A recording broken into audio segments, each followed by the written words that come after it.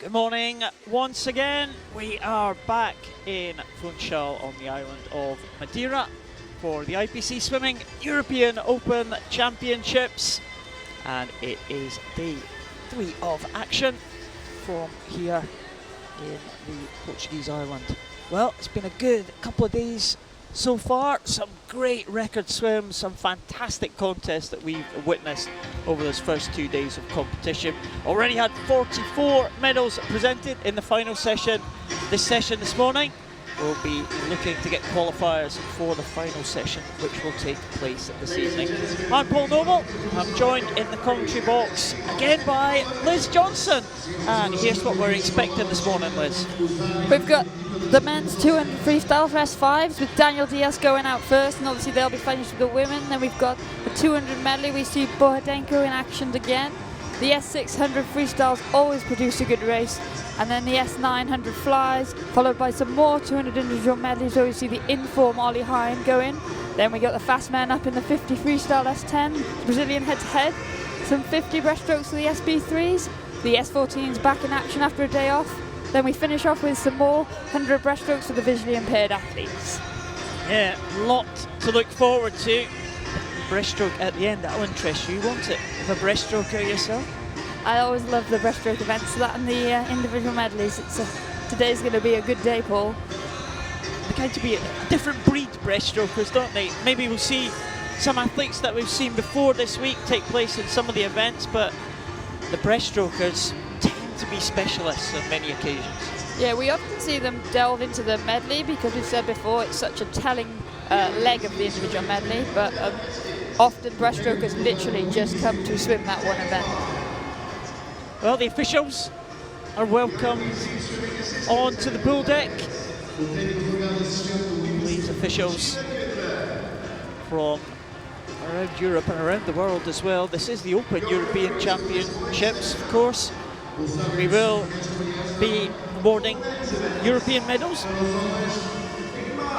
More European medals tonight, but we have swimmers from overseas as well taking part in the Open Championships, and we'll see some of them first thing this morning. Of course, one that we are looking forward to, the great Brazilian Daniel Diaz, Brazil's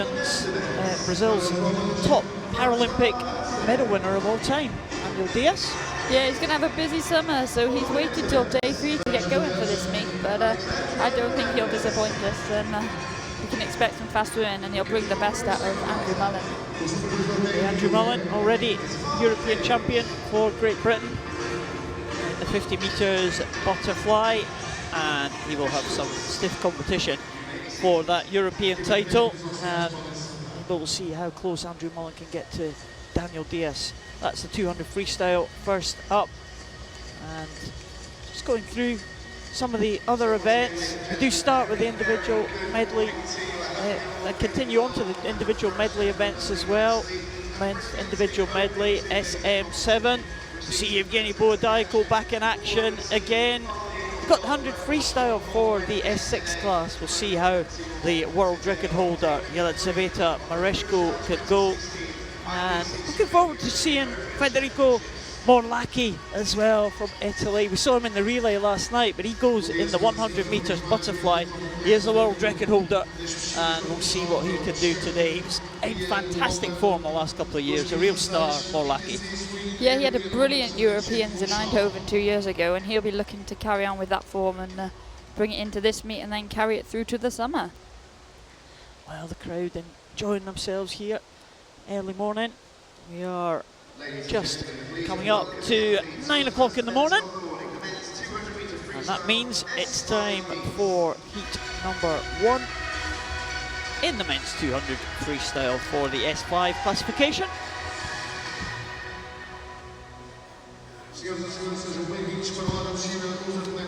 Five swimmers in this one. Jose Costa from Portugal be the first swimmer in lane number 2. He's from the home nation.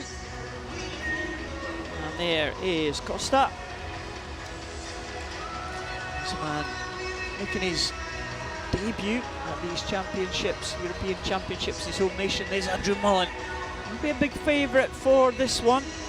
He's a silver medalist behind Daniel Diaz at the World Championships last year. We saw James Scully there in the shot. We saw the experienced Sebastian Rodriguez, 59 years of age now. Rodriguez came onto the Paralympic scene kind of later in life, but he has lasted now since the Sydney Games in 2000, so he's been around for a while, Liz. Yeah, and still putting in world-class performances. So again, this is the S5 classification, kind of right in the middle of the range. S1 to 10 for those with physical impairment. This is the S5 class. So some swimmers standing from the water. James Scully and Andrew Mullen going from the standing dive, and Rodriguez and Tony Brasha of Croatia going from the sit dive. Yeah, and we saw there Andrew Mullen, even though it's a 200-metre freestyle, he still tried to use 14.5 metres of that underwater phase at the start, because he knows that's his best advantage over the rest of the field, and it has brought him up and into the lead. Andrew Mullen had some great tussles against Sebastian Rodriguez over the past 4 or 5 years. Sebastian Rodriguez, the more experienced man, always managed to stay ahead of young Andrew Mullen up until a couple of years ago. Mullen had the big breakthrough, finishing ahead of Rodriguez at the European Championships in 2014. Since then, he's never really looked back, Andrew Mullen, has he? No, Andrew Mullen's gone from strength to strength, and I think he's really fortunate that he's got someone like Daniel Diaz to look up to, but also to compete against and learn from, because they've got very similar impairments. So Daniel Diaz has been such a pioneer in this classification group, and now Andrew Mullen is taking that on, and he's come on so quickly, much more quickly than a lot of the other athletes in this classification.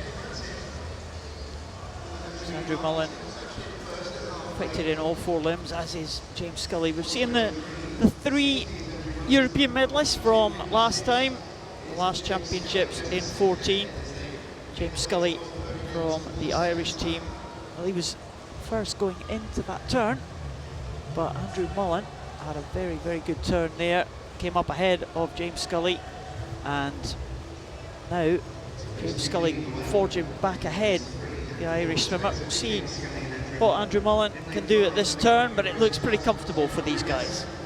Yeah, I think all 3 guys that are out in the lead now, they're all experienced. They've been on the world scene for a number of years, so they've got that confidence to almost cruise the heat and do enough to wake up the body and get prepared for tonight, but save enough energy so that they can at least try and challenge as best they can the big Daniel Diaz tonight.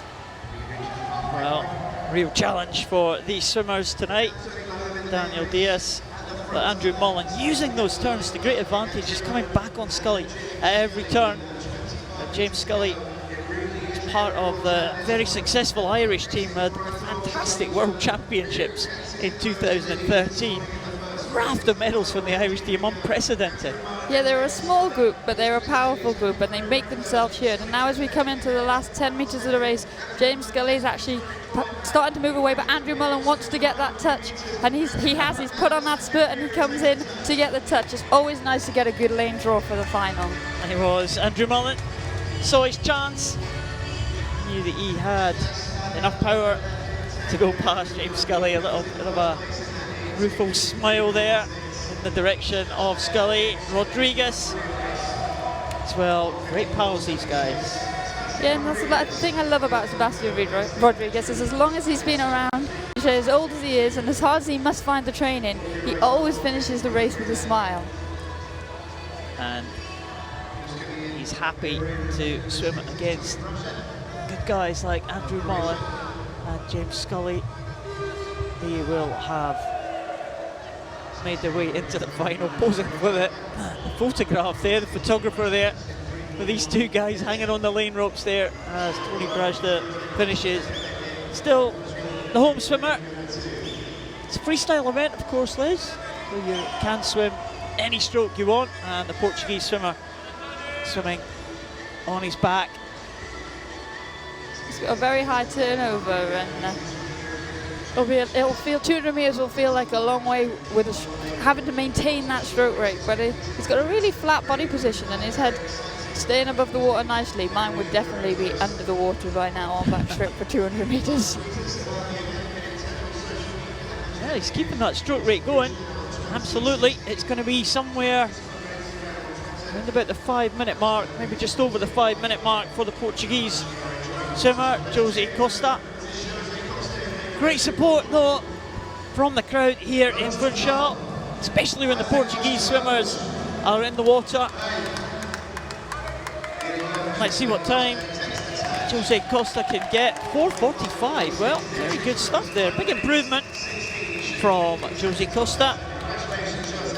And the result of that heat looks like it may be confirmed as Mullen, Scully and Rodriguez as the top three. But Mullen, as you said, Liz, using that underwater to great advantage.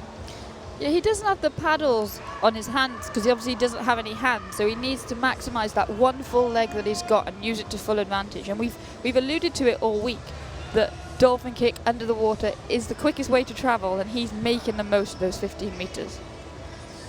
Andrew Mullen confirmed as the winner of heat number 1, ahead of James Scully and Sebastian Rodriguez. Well, heat number 2. We'll see 2 Brazilians in 3 and 4, and the French swimmer Theo Curin in 5. Well, there's João Pinho. Portuguese swimmer in 2. There is Daniel Dias. He is supreme in this event, twice a Paralympic champion, the reigning world champion as well. There's Theo Curin from France, the young 16-year-old. He's the second fastest time into this second heat. Sebastian Rodriguez, still a European record holder. Daniel Dias, the world record holder in an explosively fast time of 2:26.51. He set that time winning the world title in Eindhoven in 2010. So 5-year-old record here, Liz. Yeah, and I've seen him go out quite a lot in recent years and get really close to it, but it's eluded him a little. But we've seen other athletes like this week that have been chasing records for a while and finally made that breakthrough. So maybe this year will be that for him. But as you say, Paul, he's dominated this event, but he's dominated every event in this classification more or less, bar the 50 metres fly, where Roy Perkins quite often gets him on the touch. So this is his first outing. It's actually good to see Clodoaldo Silva in the race, because this time last week he didn't have a passport. Oh, didn't he? No, he didn't realise that it was running out in a month, and so he had to go to an emergency passport appointment and get a new passport that was in date. So it's good to have 2 Brazilians in this starting lineup. Oh. It's Brazil, close ties with Portugal. Share the same language, of course, and I've been to a few competitions in Portugal where there's been a big Brazilian presence. They love coming here, and Daniel Dias is looking good at the moment. Theo Curin doing very well, the young French swimmer. Daniel Dias is cruising a bit, but Theo Curin trying to keep pace with the great man. Theo Curin, I think he's someone who's really benefited from a lot of international experience over the last few years, and he's a youngster, so he's excited and he's got these guys to chase, and he's already confirmed his place on the Paralympic team from the French trial, so he can be at this European Championships and enjoy the opportunity to race people like Daniel Dias, and he doesn't get to see that often. Even Andrew Mullen, you'd think that France and Britain are really close to each other, but they don't get to race that often, and these opportunities, especially in the lower classification groups, are priceless. Well, Theo Curin actually has the second fastest time in the year so far. In that time, 2:44 at the French trials. Behind Daniel Dias. He's only gone 2:39 this year. Theo Curin, we're looking to get close to that time. He looks pretty well balanced, Theo Curin there, but Daniel Dias with the advantage of that one good leg, gets off the wall very, very well, doesn't he? Yeah, he does, but as we've all said about these legs, when you're on a 200 metres, you start to feel that burn as you come into the last 15 metres. Maybe he's not so much in the heat. He's looking really comfortable, but tonight we'll see him up the ante and the stroke rate will be a lot quicker than it is now. Well, maybe in for something special tonight, because Daniel Diaz looking very, very comfortable. Theo Curran in second position, not a bad time for the French swimmer, 247.41. So going well there. It looks like Jonas Larsson from Denmark comes in now in 304.82. Jonas Larsson just about bang on his entry time. And Clodoaldo Silva 307.44. He got a little bit fast there. Daniel Diaz going over to his teammate there at the line ropes. There's Theo Curran. The two Brazilians side by side. They have a very good relationship, and Daniel always credits Clodoaldo Silva for getting him involved in Paralympic sport in the first place, because it was Athens 2004 where Clodo had an amazing games and Daniel was watching it on TV, and then that's how he decided he wanted to be a Paralympian, and obviously it's changed his life because he's been absolutely incredible in the pool. Yeah, we first saw him World Champs 2006. A number of big guys came to that 2006 World Championships for the first time and have gone on to be absolute superstars on the world stage. Yeah, and dominate for the last 10 years, as you were saying last night, with Maxim Verasco and Andre Brazil. It really was, that World Championships in Durban in 2006 really was a turning point, I think, for Paralympic swimming. The Portuguese swimmer in line number 2, João Pinho. He finishes now time of 4:26, and it's compared to his entry time of 4:34. So the two Portuguese swimmers have made good starts this morning, big improvements on their entry times. And the final swimmer in the water is Jaroslav Murkos from the Czech Republic. His entry time 5:09.42. So we had 11 swimmers taking part in these two heats this morning. The top 8 will progress to the final this evening.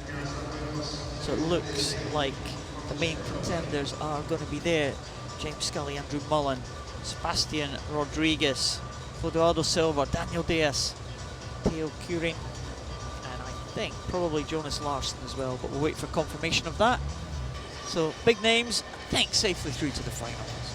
Yes, it'll be an exciting race tonight, and we see here Murkos is pretty much swimming with just the use of that one right arm, and 200 meters puts a lot of strain on your shoulder when you've got to propel yourself all that way, because it's so unbalanced and it puts a lot of strain. So he'll be feeling it in this last 10 meters, but hopefully he can get a best time.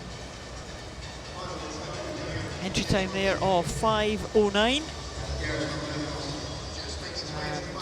It's going to be a little bit outside of that, I think, this morning. I think so.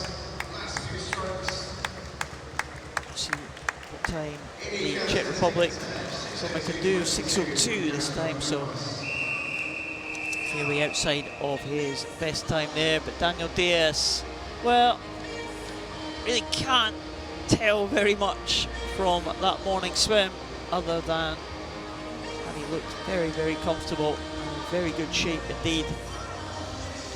Yeah, a race like that presents a very different opportunity for these types of swimmers. Those guys in the middle will be cruising, as we can see here. Daniel Diaz not really breaking a sweat, gliding into the finish. He's got plenty more for tonight. Whereas those guys in the outside lanes, their aim in this kind of heat is just to try and go get a best time. Daniel Diaz takes the win in heat number 2 ahead of France's Theo Curran, and those two will progress to the final in first and second place ahead of Andrew Mullen, James Scully and Sebastian Rodriguez.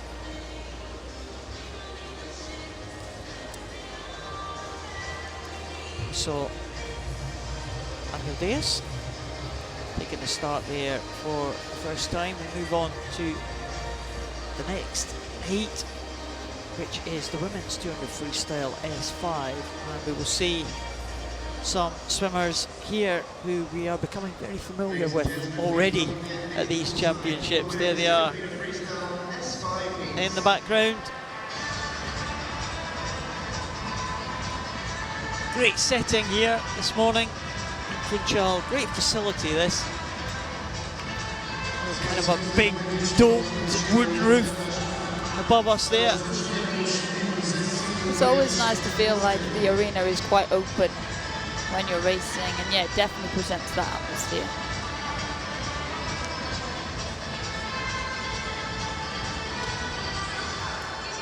Here's the lineup for the one and only heat of this women's 200 metres freestyle S5. Just 9 swimmers in this heat. They have to lose one because only 8 go through to the final. So Teresa Perales, there is Inbal Pizarro, who has the fastest entry time for this one, ahead of Sarah Louise Rung.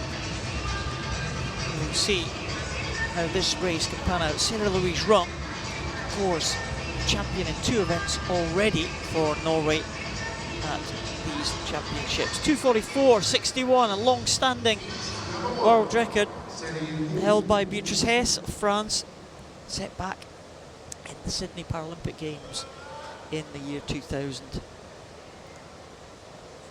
Before your time, Liz. I know. Back in the day.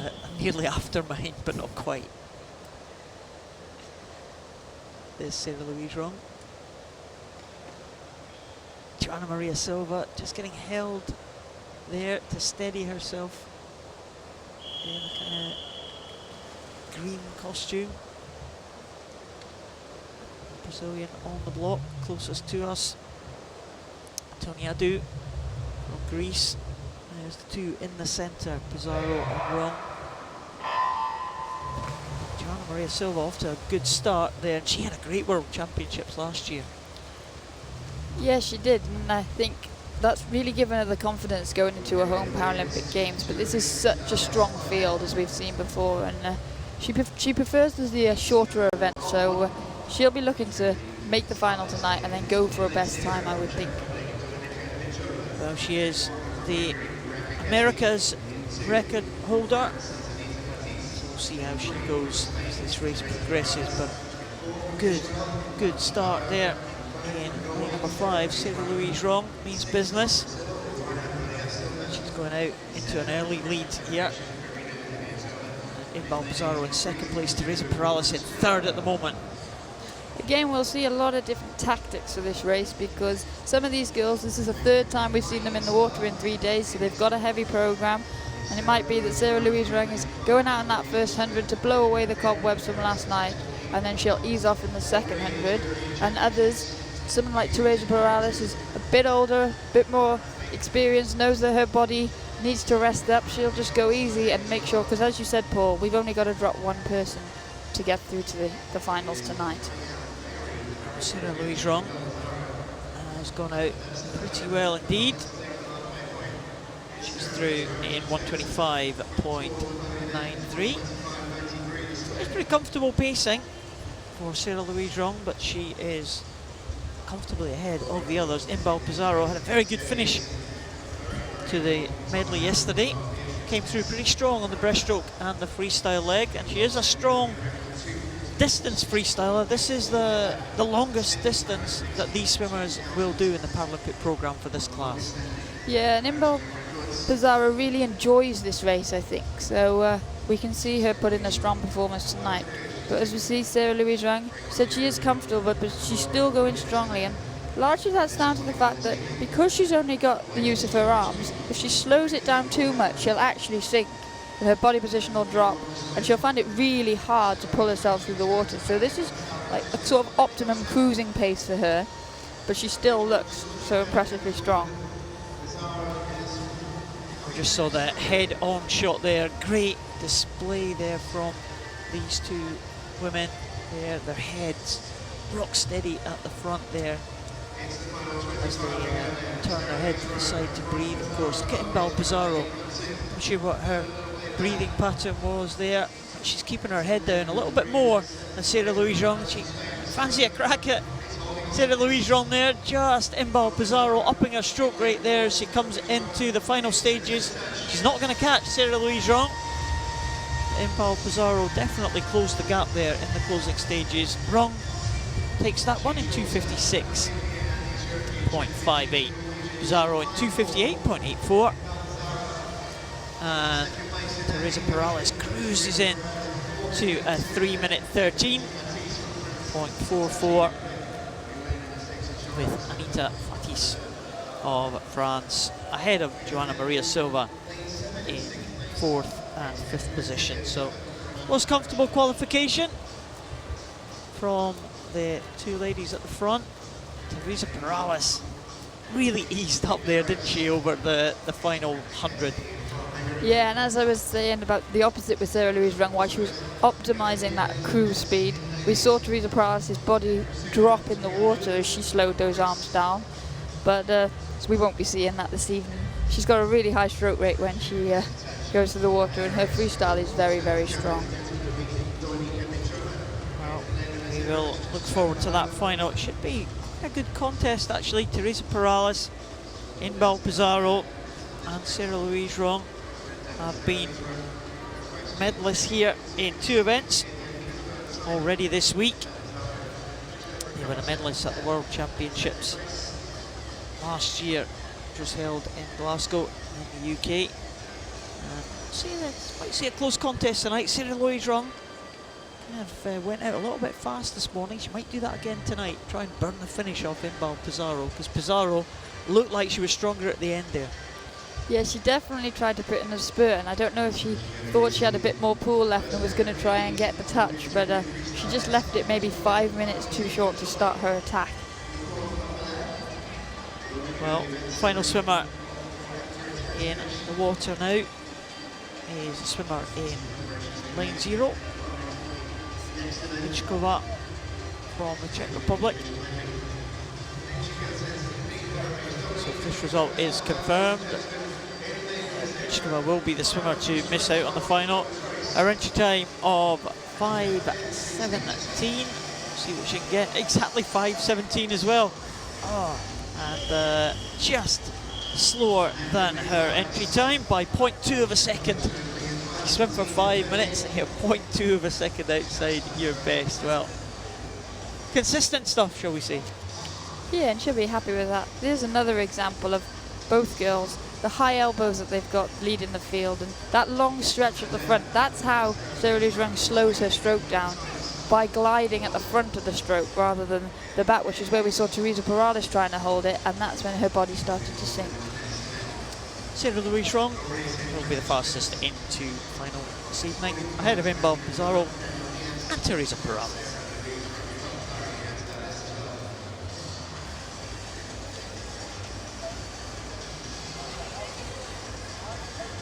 Well, we've seen some of the swimmers here just ease their way into the finals this evening. I wonder if we'll see any faster swimming here from the guys in the next set of heats. It's the men's 200 metres individual medley for the SM7 class. We have the world record going in this one, Evgeny Bohodayko, and he's been in good form as well. The swimmer's ready to come out. Could be quite a close contest here to try and make the final, so we see some of the swimmers going at a little bit of pace in the morning just to make sure they get that finals place. Yeah, those guys in the middle have the luxury of being able to take it easier and look at both sides of them on every turn when they breathe, just to check their position. But as you say, the swimmers in the outside lanes on those peripheral, fighting for 6th, 7th, 8th, 9th, 10th, they've all got similar PBs, so they'll be looking to go a bit harder this morning. Well, there are the confirmed finalists for the 200 freestyle tonight. Sarah Louise Rung, Inbal Pizarro. It did look like there was a disqualification, and that was Joanna Maria Silva was disqualified, so she will not make it to the final. Well, not sure what happened there. I've seen a few disqualifications this week. We don't always get the reason why they were, and some of them are not obvious to us sitting here in the commentary position, but these officials are top quality officials from all over the world, so you have to abide by the rules. Nuno Alves in the first lane. Portuguese swimmer, there's Andrei Gladkov in lane number 4. Bronze medalist last year at the World Championships, in the silver medalist earlier this week the backstroke event behind Great Britain's Jonathan Fox.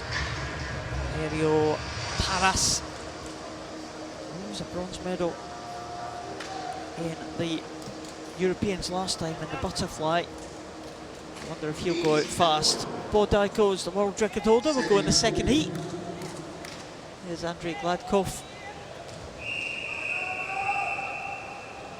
Youngster, just 19 years of age.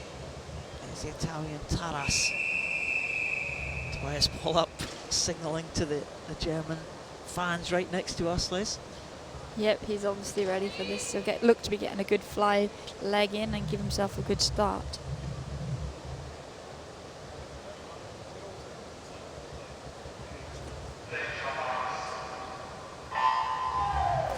It's the S7 class, and slow away from the blocks. I think it was Bjornstad who was kind of left there in lane number 3, but it is a good start by the swimmer in lane number 6. That is Tobias Pollup getting off pretty fast, as you said, Liz. Yeah, the great thing about the 200 individual medley is that it is made up of all 4 strokes, and you've really got to play to your advantages and try and minimise your losses doing your weaknesses. So he will maximise this fly to try and get a good start because it is one of his better strokes. He does lead. Efrosinin, we saw him win a medal in the butterfly as well a couple of days ago. Efrosinin, he's behind Tobias Pollup. Just that one arm. Efrosinin losing ground there to the 2-arm backstrokers in the centre.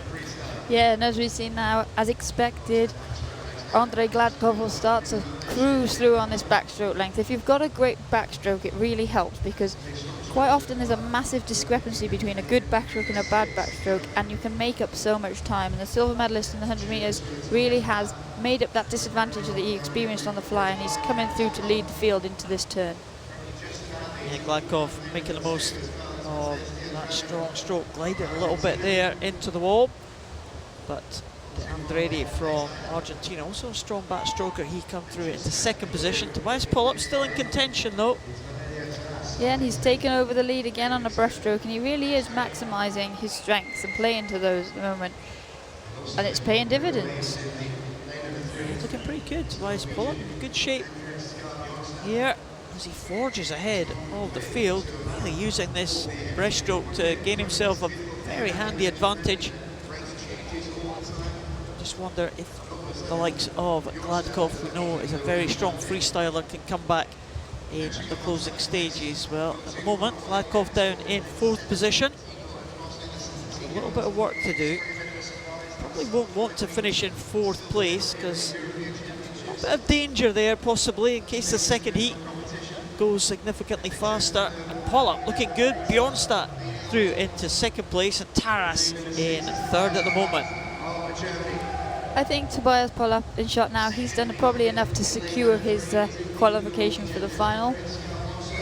But as you say, Paul, you don't want to be in that 4th position because, as we alluded to before the start of this event, there are some tight spots there in that 7th, 8th, 9th, 10th, and you don't want to be on the wrong end of the touch.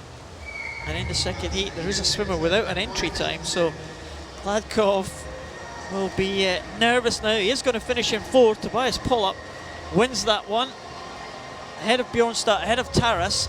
Tobias and Gladkov just gets touched out there for the 3rd and 4th position there. So Gladkov, Tobias Pollup delighted with that one. Look at that. You would be, Paul. He just improved 7 seconds on his entry time. Don't do that every day of the week. Tobias Pollup, can't believe it. Look at that. Wow, what did I do? Unbelievable for the German. I don't know, but I hope he can do it again this evening. Oh, that would be fantastic. Great swim there, 2:46, Tobias Pollup. It's been around for a while, Tobias Pollup. He's medalist before at the European Championships back in Berlin in 2011. Bronze medalist on that occasion. I wonder if he can get on the medal podium again. He's going to be in a good lane in the final. Tobias Pollup, very good swim there at the front of the field. Line 1 coming in, Nuno Alves from Portugal, another one of the Portuguese swimmers. You don't see the Portuguese swimmers having as big a team as they've had here in Funchal, have they? They've always been quite a tight-knit small group of swimmers, high quality, but there's a lot of youngsters that are trying to bring on here. Yeah, and as we see Elvis coming into the final 10 minutes, I think the Portuguese have used the fact that this competition is on their doorstep to give maybe the development team a chance at coming into an international competition and bettering their best times. And with that 4:22, he's just outside his entry time, but on the whole we have seen the Portuguese athletes coming into these heats and giving it their all and walking away with personal best times. Yeah, and they've had great support here from the crowd in Madeira. But Tobias Pollak, wow, what a swim that was. Fantastic stuff for the German. Wins that one, can hardly believe the time. 2:46.87 for Tobias Pollak. Andres Bjornstad in second position, and Valerio Taras in third, and Gladkov 2:54.32. Well, they have a nervous wait. May well be okay, but the unknown of the swimmer without an entry time in that outside lane, Kjell Nuttinen. Well, we'll see what happens. Well, we have seen a few surprises from swimmers entering races without entry times and winning medals from outside lanes, so it will be a nervous and anxious wait for Andrei Gladkov for the next 3 minutes. What is this young man going to do? Carlos Serrano Zarate, Colombians in our hotel. We're speaking to them the other day. They are very happy. Small group of swimmers. They have some real quality, especially in breaststroke. Carlos Zarate, of course, setting the world record recently in the Rio test event for the Paralympic Games. And next to him, of course, is Nelson Crispin. Of course, two great breaststrokers. We'll see them in the breaststroke events later on this week, which will be their specialities. We'll see some Fuentes as well with them. 3-strong Colombian team, and they could be very successful here and in the open events. As you say, Paul, yeah, they're small in numbers, but they do punch above their weight. But we'll see Borodajko go out on the fly. He's a very strong butterfly and backstroke swimmer. He's a strong breaststroke swimmer as well, but when we come on to that breaststroke leg, Carlos Serrano Zarate does have the advantage because he's actually an SB7 on breaststroke, whereas Yevgeny Borodajko is a 6, so he'll lose that advantage, but he is a fantastic breaststroker, so he'll be looking to take it out as much as he can. Maybe not so much in this heat, but tonight in the final we'll see him really attack that first 100, so that Carlos Serrano Zarate has to chase him down on that breaststroke leg. Of course, that's the trouble with chasing down on the breaststroke leg, because when you get onto the freestyle, if you've done all that work getting back on level terms, you've still got 50 freestyle to go. That was always my problem, Paul. Johnson charges through the field on the breaststroke, and that's all over. Pretty much. There's not a lot of charging going on here from Borodajko. This is very comfortable for him this morning. Serrano Zarate, 4 seconds down. Stinovcic from Croatia in third place, but here is the breaststroke world record holder now, pulling back on Yevgeny Borodajko from Ukraine. We'll see if he can get back on terms with the Ukrainian. It's a tight contest for third at the moment as this battle for first and second goes on. 4 swimmers all in a row battling for the third position, but Carlos Serrano Zarate coming back, just about getting on level terms with Yevgeny Borodajko now. Now his energy levels after that one will the momentum carry him onto the freestyle. Still looks strong, Liz. Good leg kick from the Colombian. He does, and at this point they're both safe tonight, providing they don't get disqualified for a position in the final. So it's a question of, do you see what you've got in the tank and go for the win, or do you just do what Borodajko seems to be doing and ease off and take this freestyle leg easy and save yourself for the race that's obviously going to be there this evening? Well, he's going to be probably just a touch faster than the first heat, Tobias Pollak. A few seconds in it actually, as he it's a very strong freestyle there. 2:42.39 Borodajko eases his way in there in a 2:48, some 15 seconds slower than his world record time. And as the swimmers come in, Sukarev and Ponce Bertrand, 2:57. So Andrei Gladkov will be safe from the first heat in 4th position. But there is the young man, Carlos Zarate, just 17 years of age, burst onto the scene last year in the Glasgow World Championship. Superb swim in that 100 breaststroke. Yes, the Colombians had a brilliant World Championships, and they seem to have used it as a platform for this year, because as we saw at the Rio Open, they're both in fine form already.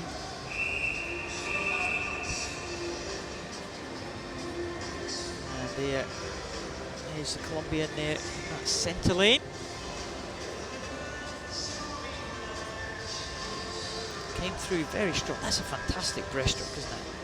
They've both actually got brilliant breaststrokes. It's just, as we said, there's that classification discrepancy that does occur in the medley races, and it was a telling tale there. Well, could be an interesting final. I wonder if Carlos Zarate will go a little bit quicker. He has gone 4 seconds quicker already this year, so you might expect him to go under the 2:40 mark. Boadaiko certainly will go under the 2:40 mark, I'm sure. The world record holder is 2nd place in that heat number 2.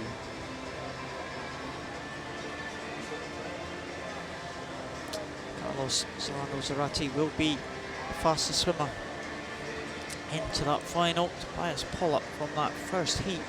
Fantastic stuff from the German. Can he continue that and maybe get into the medals? That would be great for Germany, but also more importantly for Tobias Pollak. He'll take great confidence from that heat swim. It's all about following that up in the final, isn't it? Yeah, unfortunately the medals don't get given out in the heat, so you need to replicate that performance, and if so, if you can, improve on it for the final. Back to the freestyle now. It's 100 freestyle for the men in the S6 classification. And 8 swimmers taking the start in this first of the 2 heats.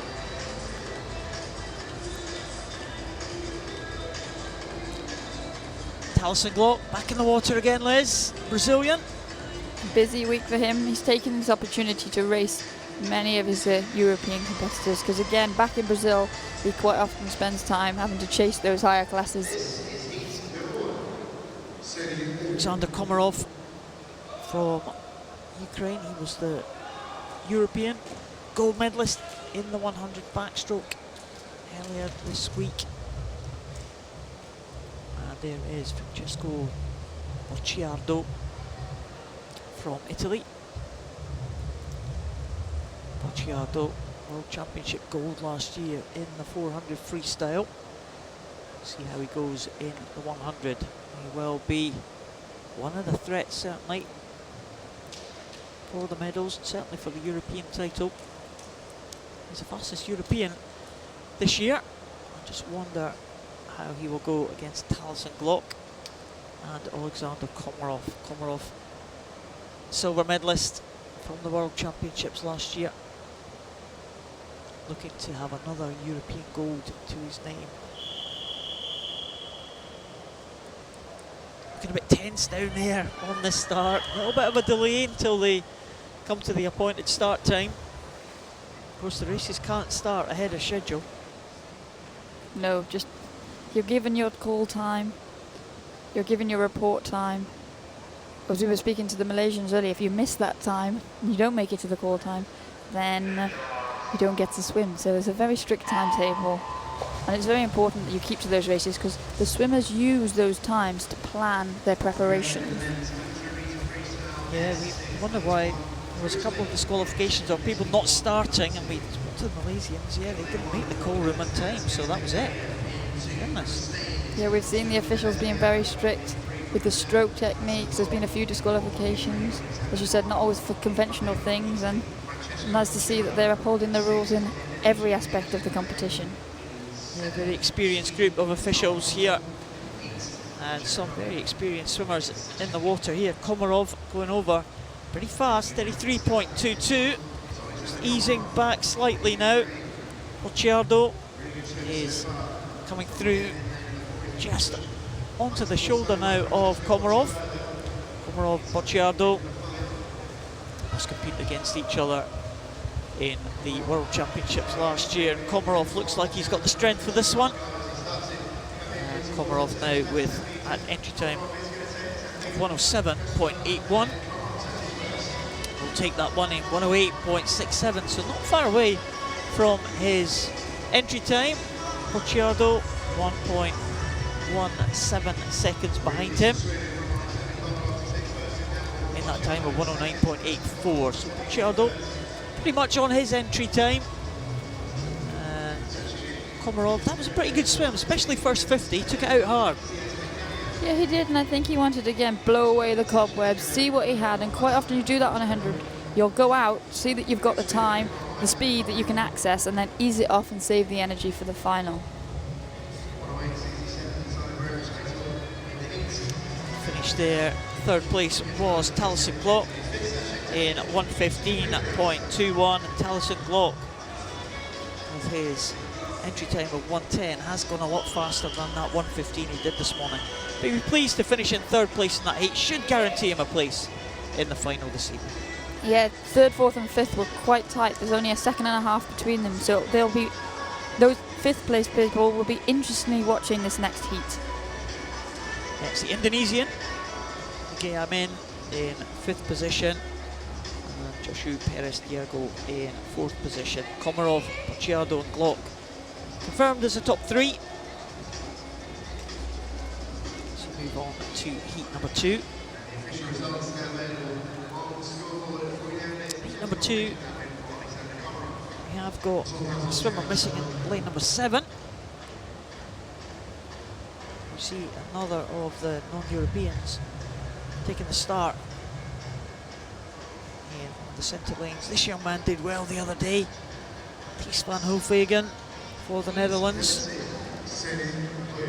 Nelson Crispin, Colombia, in lane number 4. Sebastian Ivanov from Germany, the experienced German swimmer, also had a good swim in the backstroke. And Ivo Roca from Portugal, another one of the Portuguese swimmers. See how he can go. He's in the outside lane with that entry time of 1:26.22. Well, Ivanov has seen his teammate Tobias Pollap swim well in the previous heat. Crispin has seen his teammate Serrano Zarate swim well in the previous heat. What can they do in this one? I think, Paul, it's always nice when you're in the call room and you watch the monitor and you see your compatriots swimming well and competing well and doing good times, and that then spurs you on. As you can see, Nelson Crispin has done just that and taken out this heat this morning.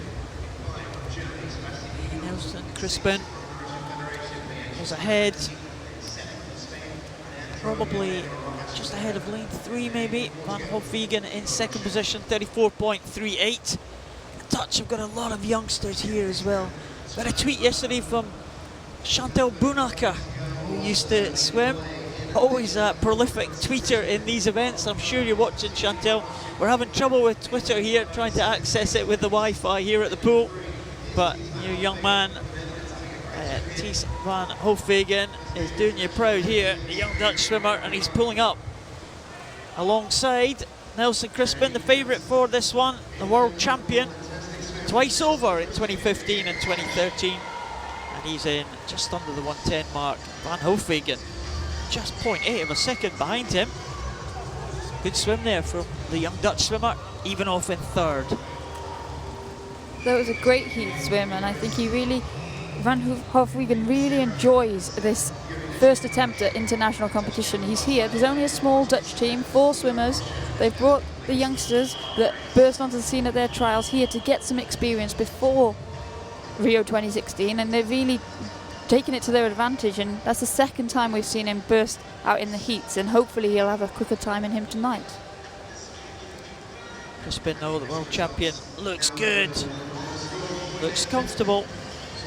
He should go a little bit faster this evening. He has gone significantly faster than that heat time. Didn't have to this morning. He will progress to the final. It's a fast second heat there. First 4 swimmers well inside the times of the first 4 in the first heat. They will progress to the final. Komarov, first position ahead of Bocciardo. Crispin in 3rd place. Van Hoefwegen in 4th position, moving into that final this evening.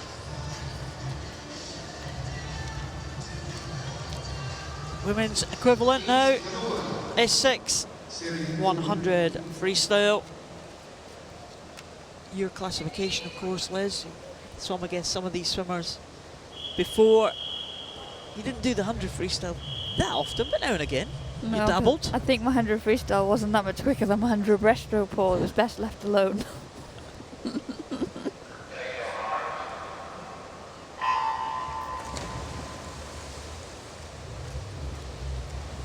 Well, there are 6 swimmers taking the start for this one. Diodorova in lane number 2, swimmer swimming without the use of arms in lane number 2. Victoria Satsova burst onto the scene in London 2012, actually taking the gold medal in the SB 600 metre breaststroke. But since then, in the following World Championships in Montreal, her freestyle really developed, and we're seeing her take this out here. Very fast sprinter, isn't she, Satsova?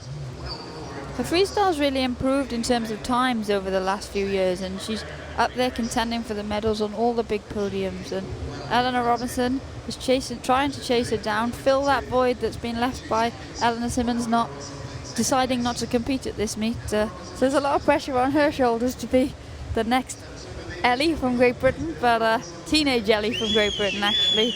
But she's putting in a good time here, but this is all about Satsova this morning. We've seen Satsova do this before, going out very fast indeed there, 1:15.00 for Satsova. World record held by her countrymate Mereshko in 1:12.21. She went out really fast there. Eleanor Robinson, good time for her, 1:17.35. That's just a 10th slower than she went last week in the GB trials. Satsova went out fast, as we expected she would. She's a good 50 sprinter. She managed to hold on there very well in the closing stages. Robinson in 2nd position, Fedota from Ukraine in 3rd place.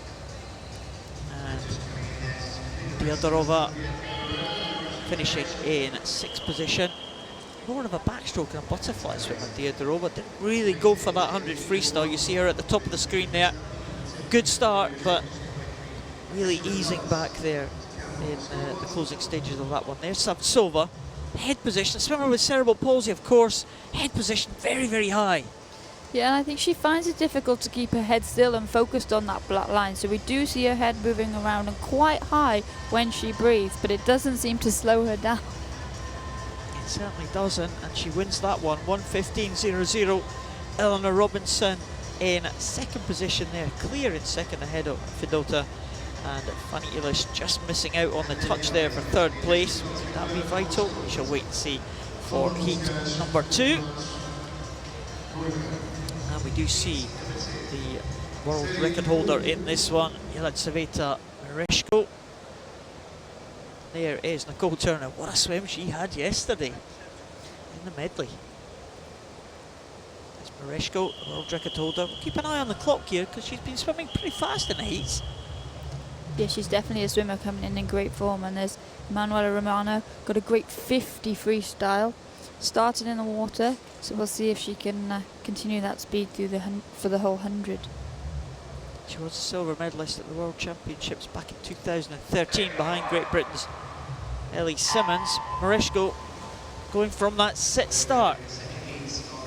Yeah, there's a variety of different starts always on display in this S6 classification, and it's because there's such a range in the impairment groups within this classification group. But as we can see already, even those people, Romano started in the water, but she's in a comfortable 3rd position. So it doesn't really matter how you start, as long as the way you choose to start works best for you. And swimmers will have developed their own starting techniques. There will be a lot of research done by them and their coaches as to which one works the best for them. Similarly with the turn. Absolutely, and Miriam de Koning-Pepper, she was really the S6 swimmer that took on sprint freestyle, and she used the sit position, but she actually used to lean right back and then launch herself forward, which is what we see some of these swimmers having learned from that, because if the best are doing it, then it must work. Yeah, quite often you see some of these innovations at the major championships. Let's just keep an eye on this one though. This is going to be very fast indeed for Mereshko. The world record stands at 1:12.21. It's very close indeed for Mereshko, 1:13.05. Well, my goodness, that was a tight race there in terms of world record time. I thought she was just about on that, Mereshko, as she was coming into the closing stages. Maybe we're in for something special tonight. Didn't go out particularly fast, but brought it back very well. Yeah, another great heat swim from her, and she has been converting really well her heat times to go slightly quicker in the final time.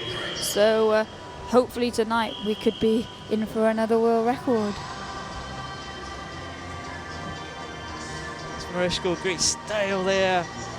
The hands entering right in front of the head, keeping that head steady. And just lifting at the end there, looking back on the clock. I think she was going for that one. She's very interested in her time. It's often a telltale sign when a swimmer immediately looks round at the scoreboard. Yeah, but as you said, Paul, she did take out that 50. She looked a bit easier down the first 50, and that usually means that she's holding something back for this evening. Let's hope so. We'll have a world record. Yeah, it'd be great to see that. Mereshko tops the qualifiers for the final. Saptsova from Ukraine in second, and Eleanor Robinson in third, in a good position for the GB team. But Saptsova, you would reckon she'd take it out fast. Mereshko, if she goes with her teammate, gets in a position after the first half of the race, you would not bet against her coming back strongly. Saptsova's great when she's in a race, so I think, yes, she'll definitely try and stay with Mereshko this evening. Could lead them both to a great swim.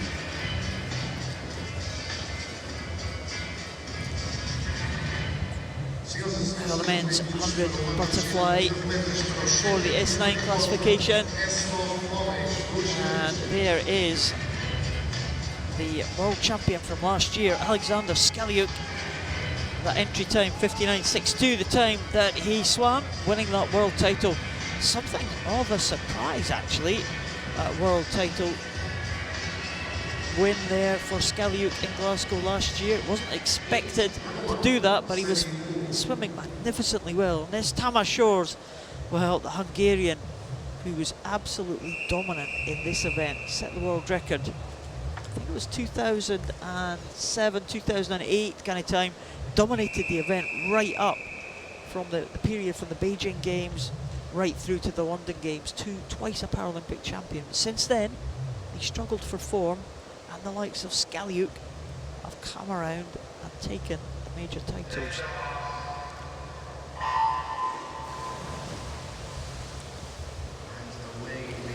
A great start from Tamas Shores. He still hasn't lost his race skills, even though he has been out of form, as you suggested, Paul. But he was the one person who, during Matt Cowdery's dominant phase of the S9 classification that lasted almost 10 years, Tamas Shores was the one guy that could come in and sneak a gold medal in this 100 fly. But as you said, he's been off form. But here he looks to be taking it out strongly this morning.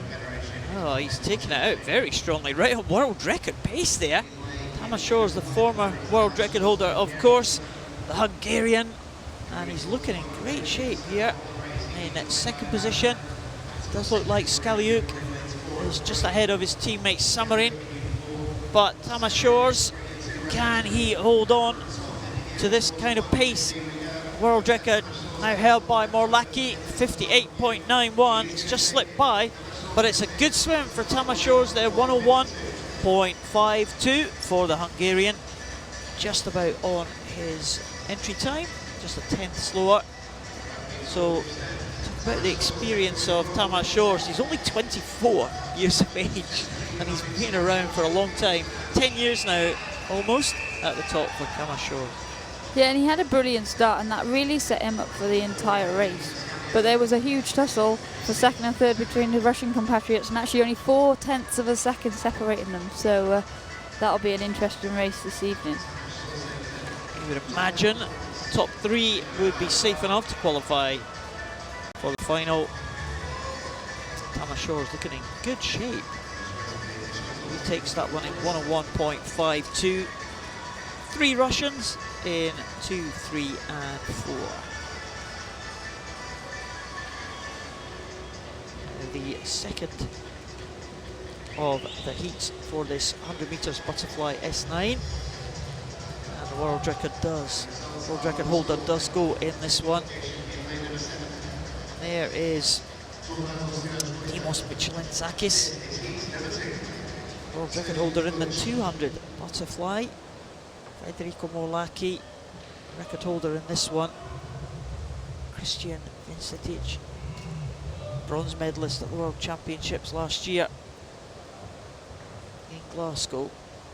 Vincetic, quite often medalist in this event, the Croatian. 3 bronze medals in the major championships over the years, but Morlacchi, he just had a fantastic European Championships, 5 gold medals in Eindhoven in 2014. Didn't quite follow that one up in Glasgow World Champs last year, but did take gold in the individual medley. Not in this one though, which he was expected to do. Yeah, and as you said, he did have a brilliant time in Eindhoven, and that was really where he cemented his status as a world-class S9 swimmer. And often you find that you have those meets, and it's all about timing. And so he'll be disappointed that Glasgow didn't go as well as he thought it was going to go. But if he can find that form again for this summer, then it'll all be worth it. He lost that World Championship gold by just 7 100ths of a second to Scaliu. Just seemed to have the Midas touch last year, just winning close races all the time. Sometimes you get that, you're on the right side of all these very close finishes, but Morlacchi doesn't look like he's leaving anything to chance here. He's going to come in, he's going to be faster than George, I think. He's not actually, he's just 1 100th outside. That time by Tamas Shores on the first heat. And he's followed home. In fact, 11 100 short of the time done by Tamas Shores. First heat is followed home by Vincetic from Croatia, 102.59, and Michelintzakis, the Greek swimmer, will be hoping to make his way onto the medal podium tonight. 200 specialist in 103.45, but Morlacchi strong in that second 50. Yeah, and we saw him at the finish there, and it's hard to finish butterfly and look easy. It's not a stroke that you've got a lot of gears on. So, but in terms of he didn't seem to be puffing too hard, and actually Thomas Shores in that last 15 minutes, 15 meters, his legs really started to drop. So I would say that Federico Morlacchi's got a bit more for the final tonight, and he'll go in as favourite. Shores is the fastest. World record holder is second fastest. Not much between those two. Vincetic will be pleased to go in third position, but a little bit of danger further down that lineup for the final tonight. Should be good. Moving on to the women's events now. There was one of the stars of yesterday with the Spanish cap, just rocking back and forward at the back there. That was Nuria Marquez Soto. Fantastic swim in the 100 backstroke yesterday. See what she can do this morning. She goes in the centre lane. Just 4 taking the start here. No Stephanie Millward for Great Britain after her swim yesterday. It was Nuria Marquez Soto from Spain. She was really good yesterday, Liz. Impressed us both. Yeah, and I think she'll be happy to get that swim under her belt yesterday in that 100 backstroke, and that'll take the pressure off now for the rest of the week, and we might actually see her excelling in other events that you wouldn't necessarily expect, because you kind of get that buzz and that good feeling, and if you're on the good swimming wave, it just seems to continue. There's Claire Cashmore, of course, swimmer you know very well. Yeah, it'll be interesting to see her this morning, because she's employed a new butterfly technique, and she's hoping to get back down to some of her best times. Well, Claire Cashmore won the British Championship title last week, which was a bit of a surprise, which suggests that her butterfly is going pretty well. Yeah, we can see her here. She's now using single arm butterfly, and it's making her a lot flatter in the water because she's always had a really good time, but it's been quite a difficult technique for her. Her breathing, she never quite managed to get the timing right. So this nice new flatter stroke is definitely reaping its rewards because she's back down to her best, and as you said, won the British Championships. Marcus Soto going out pretty well in that time of 33.08. The European record is held by Tolly Kearney of Great Britain, not here at these championships.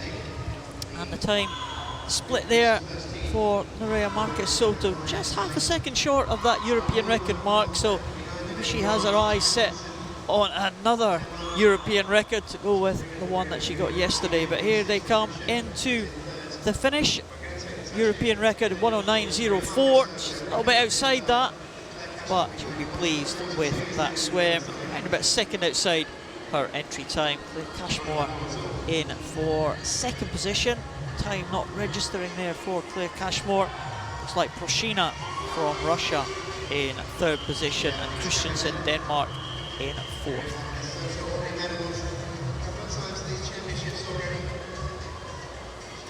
Straight up and into a stroke for Marcus Soto. She has only got that one leg, so she relies on his powerful arms that she has. But butterfly, it's a great stroke when you've got balance, and you do seem to see the great Natalie Dutoy. She had two big strong arms and they used to propel her through the water. But as we saw, Claire managed to stick with her down the first 50, but then that strength in those that upper body told down the final 15 metres. Result is confirmed. The first four swimmers, Marcus Soto, Cashmore and Proshina. And quite a decent lineup as well for Heat 2. Second of the Spanish swimmers to swim in this one is Sarai Gascon. She is there, 109.31. She will be hoping to stay ahead of her young teammate. She is the European champion. There's Ellen Keane, always well supported on her travels. Ellen Keane, parents will be in the crowd today, bedecked in the Irish green, I'm sure. Definitely, we saw Ellen have a great start in the backstroke the other day, and she had another good start in the fly, but the swimmer in form is Sarai Gascon. We saw her get the great European record in the 50-metre freestyle, and she was so close to getting that gold medal at the Paralympic Games in 2012, just missing out on the touch to Natalie Dutoy. So this is her, like, she loves this event, and she's in probably the best shape she's ever been in. She did a good stint at altitude just before Christmas, and then she went to Tenerife for a winter training just after the new year, and she seems to be reaping the benefits of that during this racing period. Spanish swimmers really doing well. Marcus Soto and Gascon, a good contest here though. Sofia Konkoli went out very fast, the 14-year-old from Hungary, who had a good day yesterday. Gascon just forging ahead there. Ellen Keane down in fourth position behind Grazdanova, and the Russian swimmer Grazdanova just being caught by Ellen Keane now as they come into the final stages. Looks like it may well be Konkoli will get this one. It is in a very good time, 111.99, just ahead of the European champion, 112.28 for Sarai Gascon. But Sofia Konkoli, a medal yesterday for the 14-year-olds, and ahead of the European champion again, Sarai Gascon. Second position, good swim from the young Hungarian. Yeah, I think as a teenager you come in with no fear, don't you? You don't let people's reputation scare you, and if you can do that and you can apply yourself, then you see some brilliant swims in heats and in finals, and that's what we're seeing from Sofia Konkoli here. Well, very, very close contest there it was. Konkoli just coming through there, just breathing to the side there on that butterfly. Yeah, that helps to keep you flatter, but also another advantage was that she was breathing towards Sarai Gascon, so she could see that she was within touching distance of getting ahead of her, and she used that then to motivate her to get that touch. Konkoli did get the touch, 111.99. Gascon in second, Grazdanova in third ahead of Ellen Keane, but they will all make their way into the final. Raya Marquez Soto, first of the two Spaniards into that one. Conkley, well, she may pose a threat. Cashmore in fourth position. Well, that'll be an interesting one, won't it? That one is very much up for grabs. No kind of clear pattern emerging for that one. No clear favourite, although I suppose Sarah Gascon will have something to say about that. She is the class of that field. Yeah, on past form, but you're only as good as your next swim, Paul, so it'll be an interesting race this evening.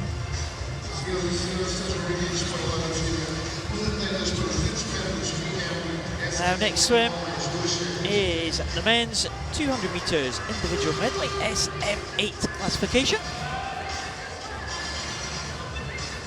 Again, back to the individual medley racers, Les. And we will expect to see things change about a little bit as we go through here. Andreas Onea from Austria next to the fastest entry time, Niels Korfix Mortensen of Denmark.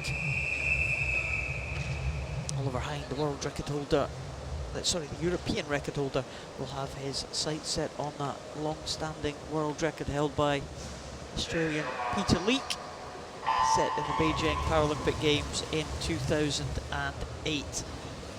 But swimmers in this one, we'll see kind of differing disabilities here. We'll see the swimmers swim to their strength. Andreas Onea, for example, very, very good on the breaststroke. So we'll expect to see him come through on that breaststroke leg. Yeah, and a brilliant start there from Niels Mortensen, using all of the 15 metres that he had available to him, and he came up ahead of the rest of the field. Mortensen, medalist, bronze medalist at the last European Championships. And the Danish swimmer looking to repeat that, maybe go a little bit better. And he's looking good on the backstroke. Very kind of high turnover on that backstroke, well balanced. Yeah, very smooth. And on backstroke you rely heavily on that shoulder roll, but managing to keep your head still. And it's really difficult when you've got a discrepancy in your arms, but he's overriding that with such a strong leg kick, and he's pulling away on his backstroke leg. Well, at every stage is there, 107.86.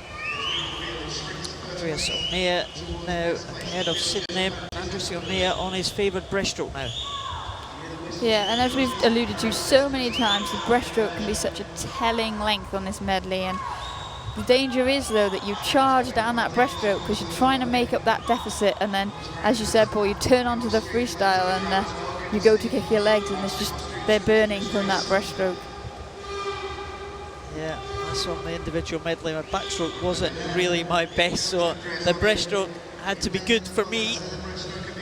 But you get to the end of that breaststroke, you've worked so hard. Can you keep that pace going? And Andreas Onea is fantastic breaststroke, as we thought, and he's opened up a 2-second gap on Mortensen, but Mortensen's legs are really kicking hard. Andreas Onea not really getting much purchase out of those legs. They're coming out of the water very far, and Mortensen catching him up, but he's got that big, long stretch of his arm here, just about holding off the challenge from Mortensen. A good battle for these two as they come into the last 10 metres.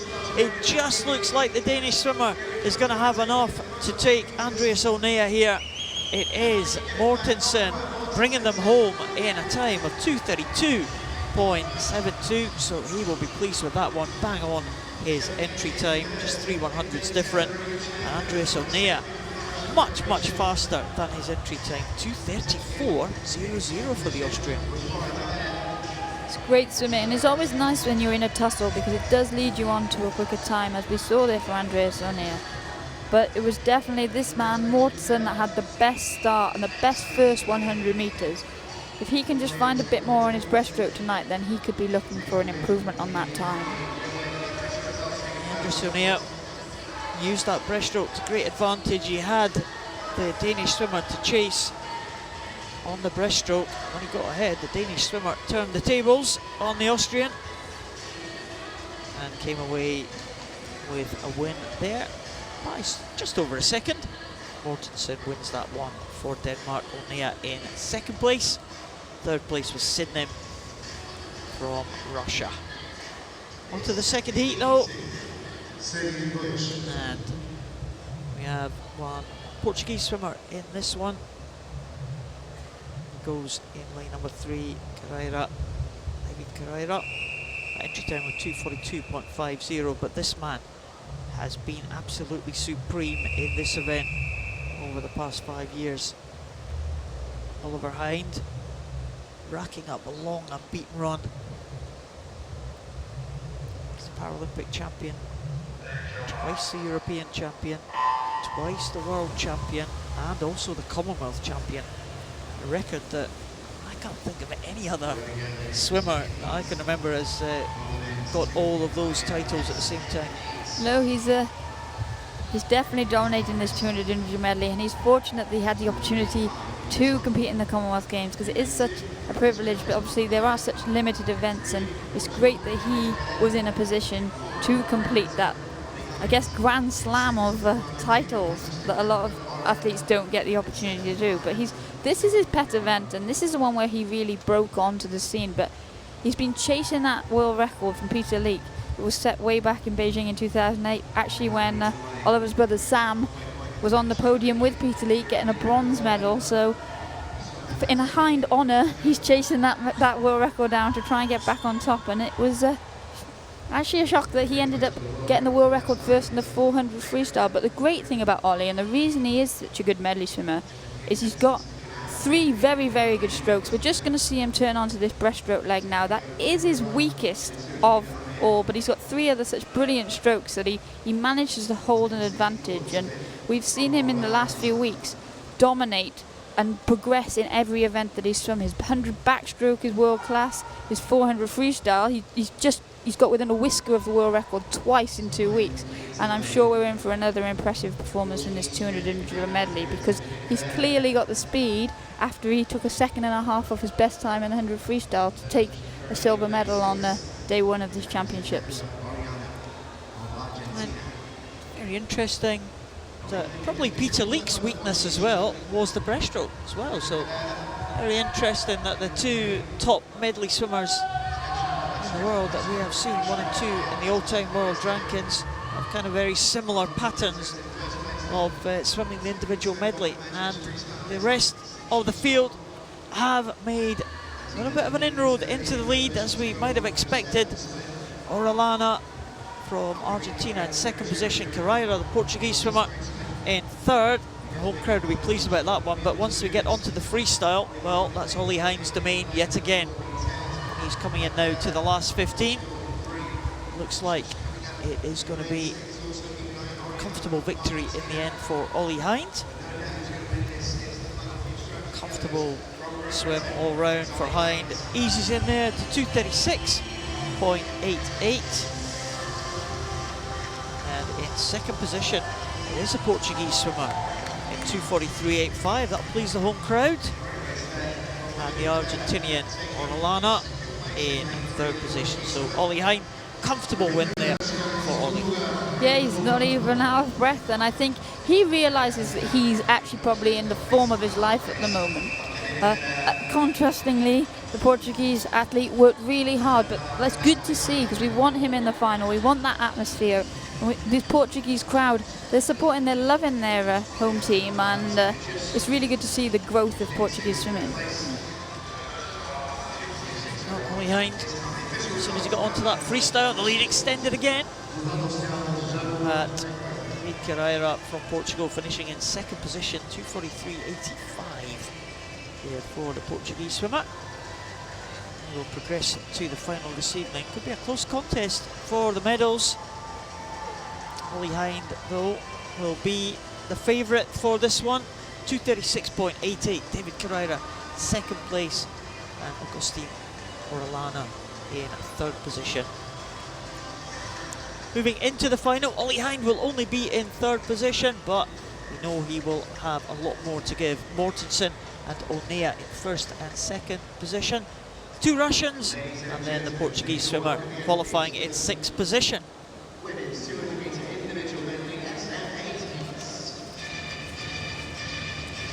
SM8 event for the women. Just one this one, and one swimmer already dropped out in the centre lane. That's Charlotte Henshaw. Great Britain. We're looking forward to seeing Charlotte swim this morning as well, but saving it for the breaststroke obviously later in the week. So only one swimmer to lose now. Very much the favourite for this one will be Marikina. She goes in the centre lane next to the new European champion from last night in the 400 freestyle, Amelie Vinta of Denmark.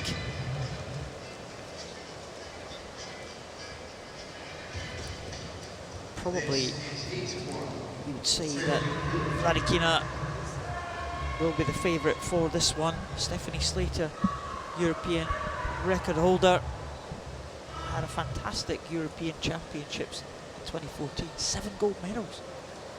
Yeah, similarly to Federico Molacci, like we were saying, if you find that rate, the event, and you're on form, then the world can be your oyster. Or Europe. Well, depends.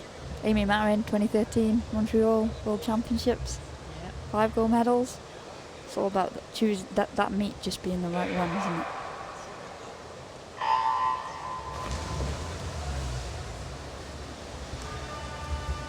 Marikina is just sometimes very, very smooth swimmer with just an arm amputee after a road accident. Yeah, in the April of 2008, and then we saw her take her first Paralympic gold medal in the September of 2008. So she was a swimmer before her accident, so she's got that muscle memory. And as you say, she always looks so effortless, and she never looks like she's putting that much, she's going that hard, but she's very fast, and it's just a testament to her race skills and her technique that she can make it look so smooth. Breaststroke is the event that she really excels in. She's leading there on the butterfly. First position, 37.81. Going well out in lane number 9 as well was Sogomonyan from Russia. She's challenging her Russian teammate there as they go through to the halfway point. Another athlete entering the heats without an entry time pool and putting in a nice surprise performance. Yeah, always a danger. Quite a similar disability to Marikina, and the 3 Russians lead them through. Pavlova, in fact, coming through into second position. Pavlova has had a couple of good swims earlier this week, and it does look like that's when they get onto the breaststroke. That's where Marikina really stretches away here. Yeah, in contrast to the men's event where we said Oliver Hind, that was his weakest stroke, Alessia Vladikina, she is a world-class breaststroker, and she's dominated that event since 2008, and we really see her pulling away even more so. But again, she looks so smooth and effortless. Well, fantastic stuff, as we expect from Marikina. 100 breaststroke, as well as one she's won a number of titles on. That's going to be a real good event to look forward to later in the week. Yeah, in Eindhoven in 2014 she took the gold medal, but she didn't have it all her own way because she had to share it with Claire Cashmore. So they've had a really strong rivalry since those Beijing Paralympic Games in 2008, and I think everybody's looking forward to another head-to-head. But Ellen Keane will be looking to get into the action as well, so a very interesting race to come later in the week. She has dominated this one. Didn't have to go fast this morning to qualify, to drop that one place here. She will take it to 55. Is it going to be Russia 1, 2, 3? Pavlova in there already, twice a medalist at these championships. She's come through for second position, and in third position does look like Floriankova came in there in third position. Just bring you confirmation of that one. Somonyan just fading to 5th position, Amelie Winter in 4th. And it's the young swimmer, Floriankova, just 13 years of age, was claimed 3rd position there, so good swim there from the Czech Republic swimmer. She may well challenge for the medals, but I would expect to see things go a little bit more pacey tonight, shall we say. Yeah, as you said, Paul, with Charlotte Henschel's withdrawal, we did only have to drop one swimmer to progress into the finals. So you can tactically watch across the pool on the turns and on some of the strokes and just make sure you've got that position right. So don't need to use up too much energy and go for a good time tonight then. Yeah, not breathing particularly heavily. Arikina takes that one. Pavlova in 2nd position. Amelie Winter in 3rd. We do have a disqualification there, and it's the youngster Floriankova disqualified. So that was a good swim from her, but unfortunately she will not be going through to the final.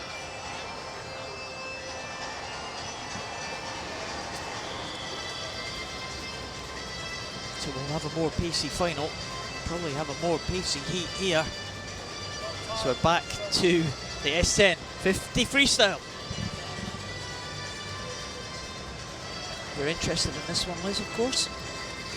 Yeah, there's a lot of speed, and Felipe Rodriguez goes in the first heat, and then obviously Andre Brazil in the second heat. They've got a great domestic rivalry, and they've raced each other 3 times. This will be the 3rd time in the last fortnight, and they're currently 1-1 in the stakes, so maybe this is the decider for them. Well, 2 great athletes. They've been gold and silver at the World Championships, last 2 World Championships, and also at the Paralympic Games in 2008 as well. They were gold and silver, and well, Andre Brazil has been on the right side of all those encounters.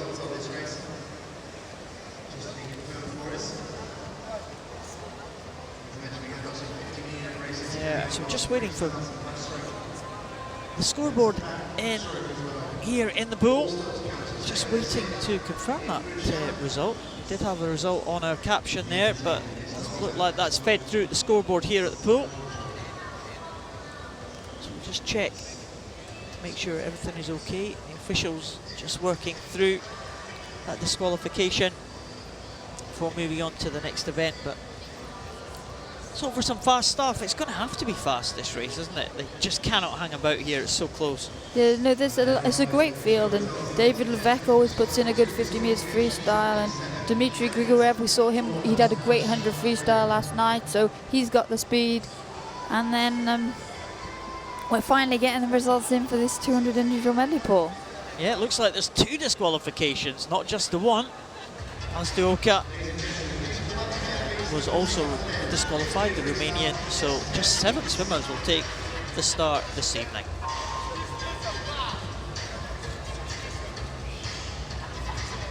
Well, here are the big men, the fast guys, coming through.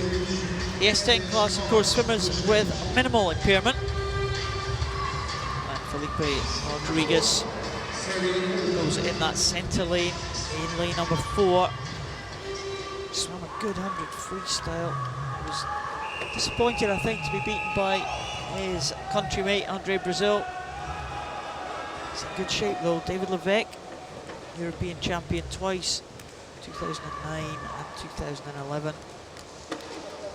Can David Levesque challenge the great Brazilian in that centre lane? Bulgarenko as well in lane 6. Simone Chiuli from Italy in lane number 3. Rodriguez with a good start there. It's very, very tight in the centre. David Levesque got away well, but Rodriguez up into his stroke now, and it looks like he's got this one sewn up. Wow, he's well away from David Levesque here, and a whole body length advantage for Felipe Rodriguez coming in lane number 4 in a time of 24.02, and that is a good time for Felipe Rodriguez for a heat swim. just about half a second outside his entry time, but he'll be pleased with that one, I think, Liz. Yeah, and he took a sneaky breath on the 15 metres, and I know he's been working hard to do the whole 50 metres without a breath, so maybe we'll see that in the final this evening. Well, there, just that breath there, just to the left-hand side. He came in to the finish, though, with the head down, and Felipe Rodriguez will take that one ahead of David Levesque. Rodriguez 24.02, a whole second ahead of David Levesque. That's a big margin on a 50. Yes, but this next heat is stacked with talent, and who knows what Andre Brazil can pull out. You know, he tactically likes to be not in the centre lanes next to Felipe, but you haven't quite got that luxury to play around with the times on a 50-metre freestyle. Well, third place, 25.88 in that first heat, so it's well within the capabilities of Andre Brazil. We saw Bartosinski, silver medalist in the European Champs last time. There is Andre Brazil, a long unbeaten run in this event, and Grigorev, the champion in Europe in 2014, next to him. And well, can the two Russians live with the pace of Andre Brazil in that centre lane? Looking at the results of Andre Brazil, never really been defeated since 2006. That's when that run started. Can he continue this one into his home Paralympics in Rio? We'll see how he goes. The last to come up into his stroke. Good start there in lane number 5 for Grigorev. Andre Brazil, though, with that trademark long arm stroke, and he's really slowing down Andre Brazil. Well, this is incredible from Andre Brazil. He's just letting the others catch up with him, and is he going to make it to the final? He stretches for the wall, and he's in third position, but that was remarkable for Andre Brazil. I really thought that he just put the brakes on there, and goodness, 26.51 for Andre Brazil. Well, you said he was trying to make it into the final in an outside lane. I think he might just have done that, but my goodness, that was absolutely incredible. Yeah, we saw that trademark straight arm windmill stroke. We saw the speed he's got available to him down the first 25 metres, but then he just turned it off and started to win high elbow, almost a catch-up stroke, and I did predict that he might do that. He's in 8th place according to the scoreboard, so by 2/100ths of a second, so he so nearly got it wrong. Goodness. Well, you've got to say, he's the master at this, being in the outside lane, the final. There it is, the two Brazilians at either end, 1 and 8. Rodriguez in first, Brazil in second, Dmitry Grigorev second into the final. But Brazil, goodness, well, he does it every time. He hasn't been caught out yet, but I bet he doesn't do that in Rio.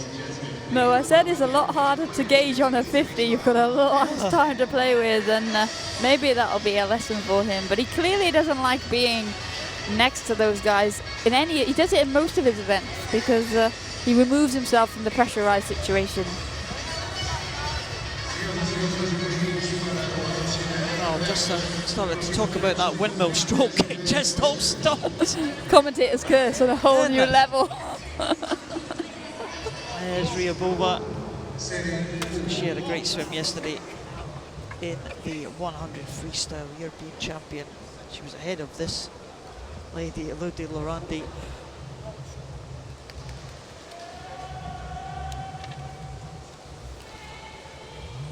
And those two swimmers in the centre lane. The European record held by Ryabova at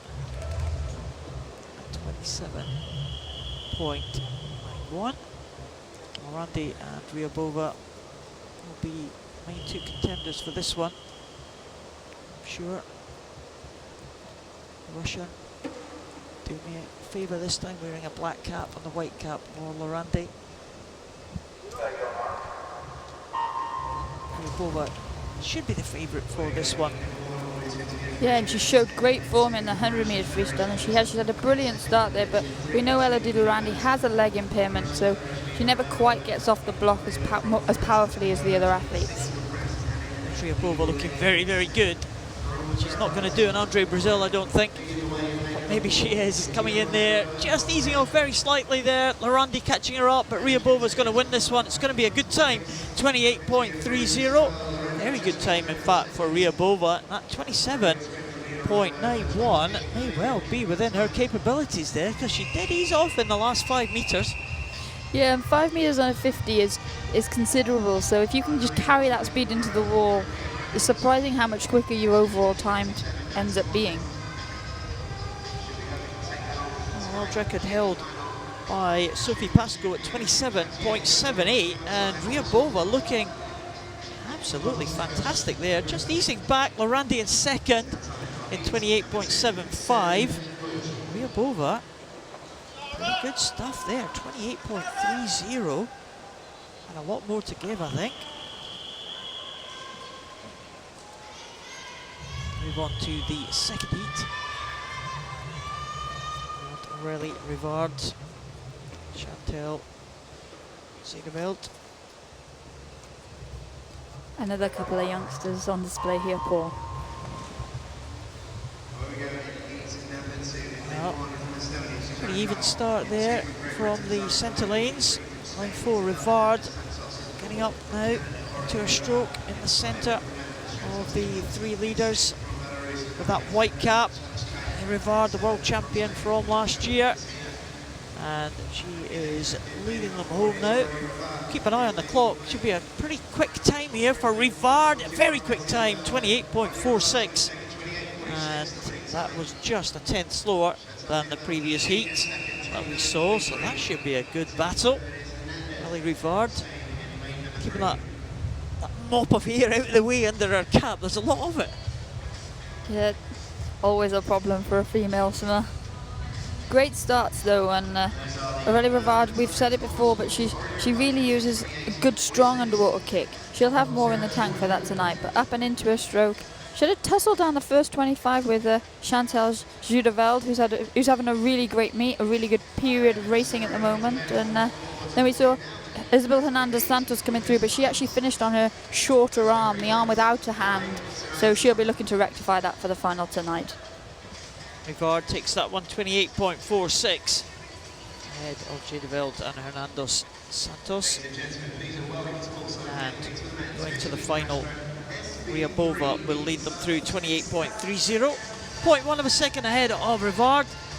Lorandi in third position as they progress through. Still more 50-metre events to come, and the men's SB3 50 metres breaststroke is next onto the pool side, and we have one heat in this one, 10 swimmers. They have to drop 2 swimmers before they progress to that final of 8. There's Ephraim Morelli SB3 classification next to the man with one of the most impressive records in this event of all time. That is Miguel Luque of Spain, European gold medalist in the last 3 European Championships. Jan Povisil there from the Czech Republic, another experienced campaigner. This SB3 race really has been the domain of Miguel Luque, certainly in Europe, though the likes of Takayuki Suzuki, now training in England, has been a Paralympic champion in the past, of course, and a world champion for Japan. Yeah, he's basing himself at Northumbria University, and I know he's enjoying the British weather, crazily. The Dutch, of course, won't want to forget about their Paralympic champion Michael Schoenmaker from 2012, who won the title there ahead of Luque. In terms of European Championships, Miguel Luque has been dominant.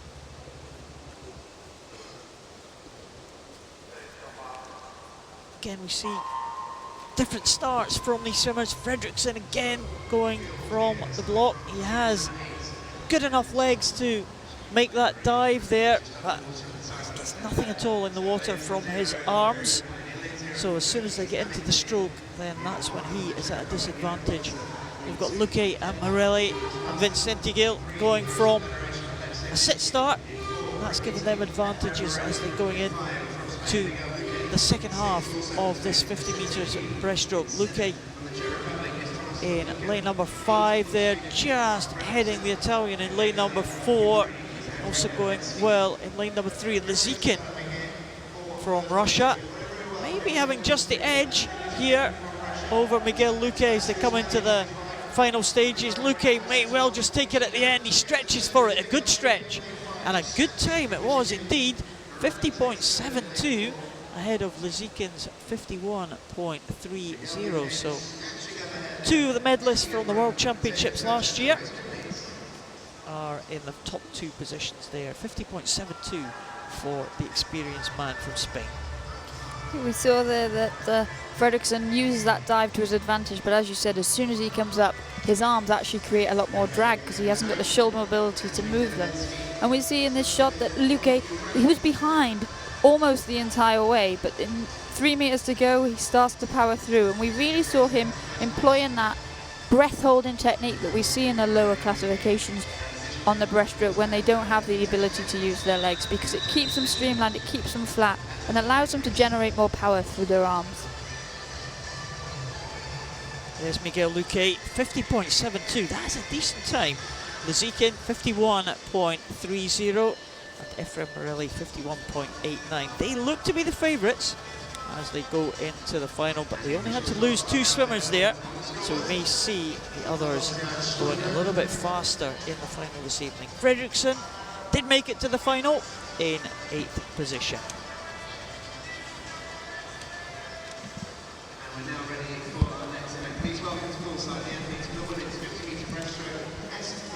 So it's the equivalent event for the women now. SB3. And this is a combined event actually. It's SB1, 2 and 3. All swimming together, all fighting for 1 medal, 1 set of medals. See some of the swimmers that we have seen earlier in the week. Swam to impressive times here. Looks like there are 3 SB2 swimmers, I think. My calculations are correct, taking the start here. And the remainder of the 9 swimmers are SB3. There we see in lane 7, Gabardolina go in. She is one of the SB2 swimmers that you referred to, Paul, but she's fresh off a world record performance last night in the 50 metre freestyle. I just wonder if she can get close to that SB2 record. Probably a little bit out of her reach, maybe. Viola Trimmy. Saw her swim a couple of good races already this week, winning the 100 freestyle, and also 2nd place in the backstroke yesterday, and also swimming in the relay. Natalia Gavrilyuk will go again, breaststroke. She will be looking forward to doing that. Looks like Lafina, Chile, going there for Ukraine. That's lane 6.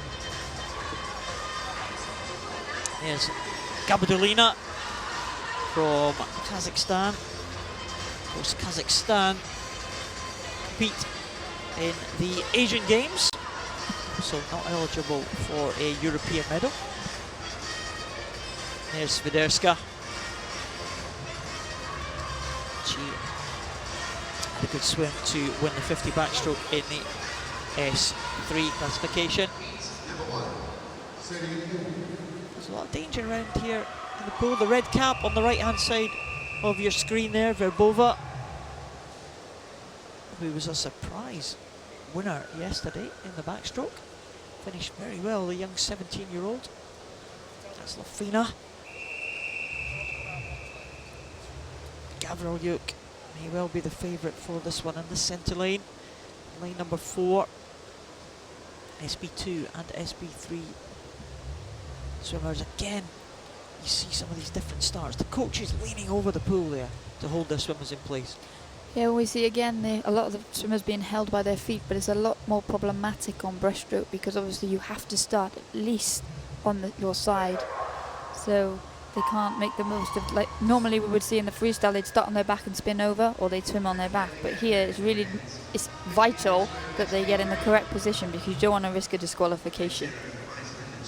Well, this promises to be a close contest, and it's very, very tight in the early stages here. Maybe lane number 3, Ariola Trimmy, starting well. This time she's got an advantage over the red cap of Verbofa.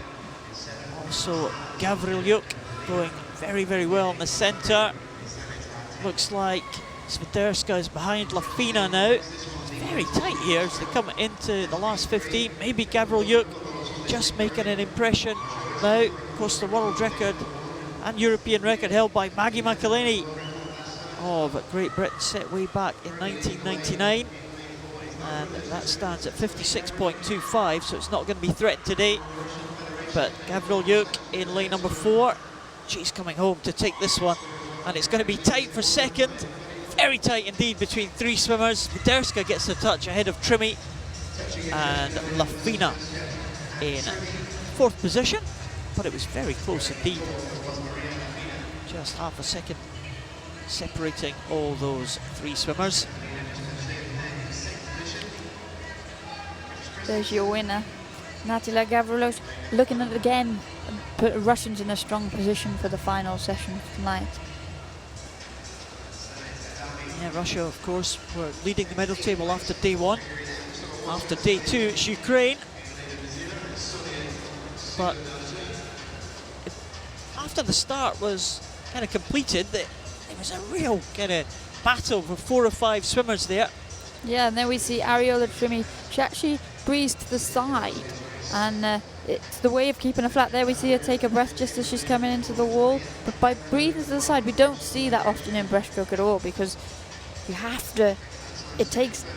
most people try and get height, but obviously these swimmers don't have the ability to get the height out of the water, so by breathing to the side it keeps her flat and allows her to keep that stroke rate up.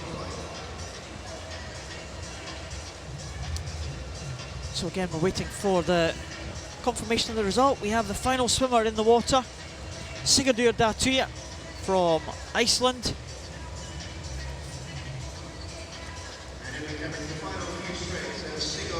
Sigurdur Datuya is going to be in now, and the Iceland swimmer, Paralympian in the past, back in Beijing. She's outside her entry time today, and she looks like she is going to be the swimmer not taking the start in the final. Just 1 swimmer to lose. Gavrilyuk takes that one. A close contest. Sviterska in 2nd, Trimmy in 3rd, Lafina in 4th. Well, any one of those 4 swimmers may challenge for the gold medal tonight. We've seen some really close races in this event in previous years, in recent years. And we could be in for another close contest tonight. Yeah, it's going to be a very tight tussle to get on that podium. Carrying on from the exciting races of last night. Well, there's Mereshko there. Seen some of the pictures. You've seen already this morning. Tamas Shores. There's Skalyuk, world champion as well. See this, the blocks rocking back and forward, the power of these swimmers as they grab the blocks and try and kind of transfer the power from the blocks into their start, into launching themselves into the water. Yeah, the starting blocks have developed massively technically over the last 15 years, and I remember at World Championships in 2002 in Mar del Plata in Argentina, there were quite a few broken starting blocks just because of the power that was being generated by those athletes in the higher classifications. Specifically Jody Cundy. Yeah, twice I think he managed to break the block. Jody started with 1 leg, but he really used his arms as well, didn't he, to get off that block, used all the power that he had in his arms and his 1 leg. And remembering starting in the relay, I think it was crack Yeah, then I Block think went. in his individual, I think he just went up in the air and down to the bottom. We're showing our age, Paul. We are.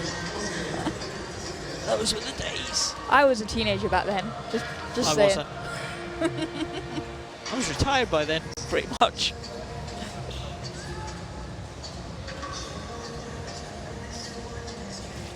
Well, the women in the S14 class, let's hope they don't have problems with the blocks. There's Jessica Jane Applegate, a surprise world champion for many in this event back in Glasgow last summer. Bethany Firth, world record holder, due to go in the second heat, but I haven't seen Bethany Firth. We did hear she had a problem with flights, but we'll see if she takes the start in the second heat. Swimmers there, Michelle Fransen from Belgium in lane number 5. Pernilla Lindberg in 3 from Sweden.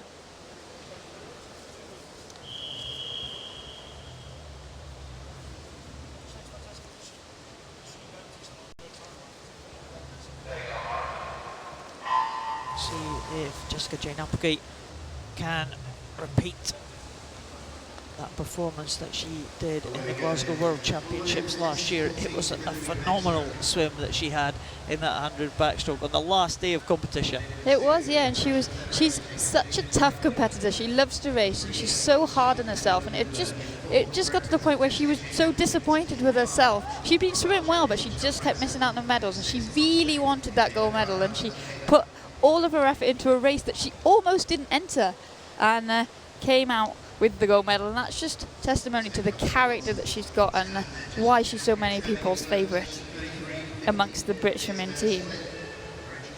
Well, Applegate, yeah, she is heading the field. Significant advantage for Applegate as she comes into the last half of this one. The other 4 swimmers all in a row, all battling for those positions. That could be vital, the result of that contest for second, but there's no doubt who is going to take this one. Jessica Jane Applegate, entry time of 106.75, and she is going to be around about a second slower than that in 108.04.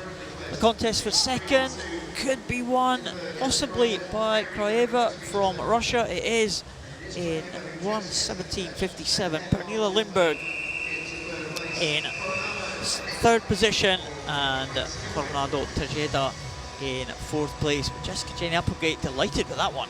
Yeah, that's about it. And like I said, she's got such an infectious personality, and she is a favourite among the team because she can cheer anybody up, and she really races all of the time. Whatever race you put her in, she trains hard, she races hard, and we've really seen her develop as an athlete over the last couple of years. Look at the advantage that she had at the halfway point. Good contest from the other 4 swimmers, but Jessica Jane Applegate reaches for the wall here. She'll be a comfortable winner in that first heat, 1:08.04.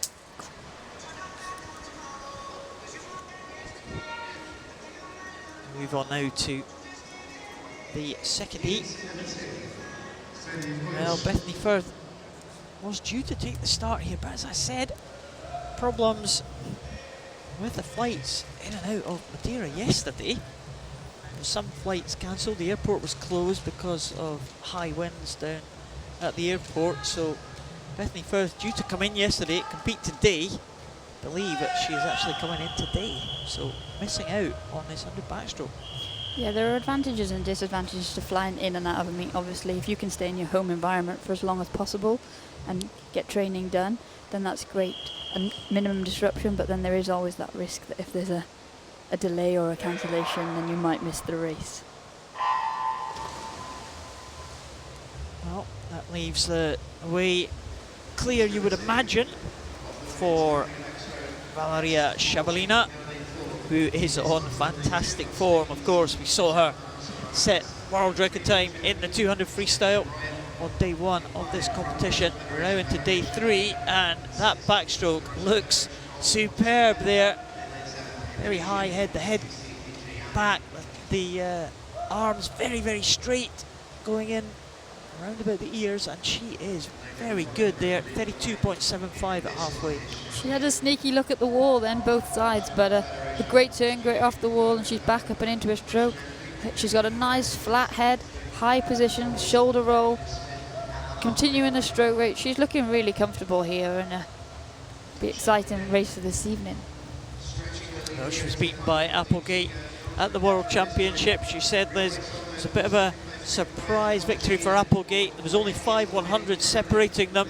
Applegate was seeing her go 108.04 and 108.13, so 9 100s separating them this time. So that promises to be a really close contest yet again between Applegate and Shabalina. We've seen so many great rivalries this week, Paul, and Shabalina and Applegate is another one of those, and they race in a lot of events, so we're lucky enough we get to see it regularly. She's happy though. It's kind of a trademark smile and wave. You see that at the end of races, you see that on the medal podium. Shabalina, really good technique there for the Russian swimmer. Looking well off the wall, came up pretty quickly off the wall there. Reaching back there for the finish. Not sure if you spotted that perfectly. It's good enough to win that heat. Shabalina 108.13. Janina Brauer, Germany in second position. And Poteshkina in third place. So Applegate goes through to the final. 9 100s ahead of Shabalina, the German Janina Brauer in third position.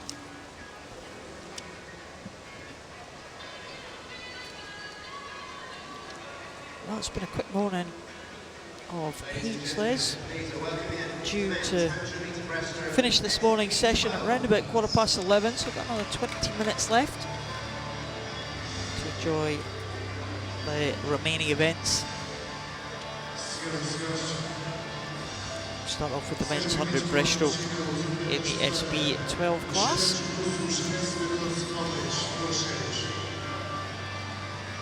This classification is full of big, strong, tall athletes, and not always what you would see in a breaststroke event. The breaststrokers tend to be a bit smaller than the other athletes, but these guys, they're full of power, and hopefully we see some strong, speedy swimming this morning.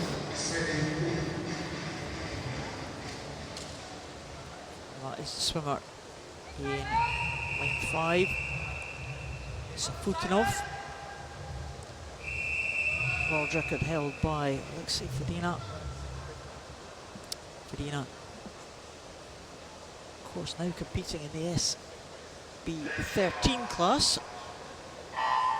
Swimmers with visual impairments, as they're quite often see them changing classifications as their vision deteriorates or maybe improves for some reason. They are tested very regularly by the classifiers. Yeah, and there's so many advancements out there and treatments now that certain impairments visually can react to, which is great news for them. But yes, it does mean that there's regular checks in place so that they are in the correct classification when they race. Dmitry Salai is the first to the turn, the older of the Salai brothers. Safutinov, half a second behind him. The Germans encouraging Daniel Simon, who's lying in third position at the moment. He is in lane number 2. It does look like it is lane number 4, just with the edge. Dmitry Salai, he and his brother at the moment are the only medalists for the Azerbaijan team. Daniel Simon holding on to third position. Dmitry Salai is going to get in ahead of Safutinov, only just though, 108.80, 0.2 of a second ahead of Safutinov. Daniel Simon does get the touch over Sergei Klippert for third position. That could be vital when they come to figure out who's going through to the finals. There is the older of the Salai brothers. He'll be in the final, that's for sure. 108.80. Decent time for him. Now representing Azerbaijan, of course. Previously swam for Belarus.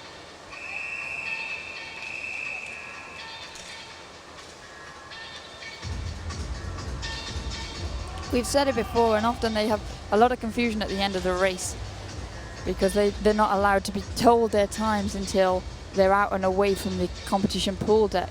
But that camera in your face, as Dimitri Salai got then, is always a shoe-in, a good indicator that you're the victor.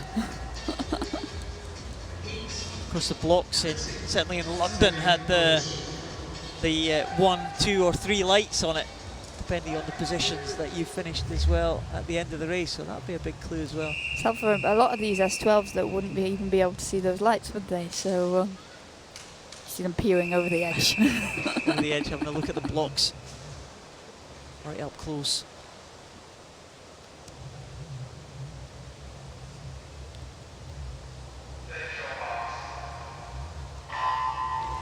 Bit of a delay at the start there, waiting for the swimmers to be steady. Izatau goes in lane number 4, and Akhmetov, we've seen him set Asian records this week already for the Kazakhstan team. He goes in lane number 5, and he started pretty well. And what about Varaksa in lane number 3? Well, Varaksa was better known as a freestyler, but he did actually win the Paralympic title for this, surprisingly, back in Beijing in 2008.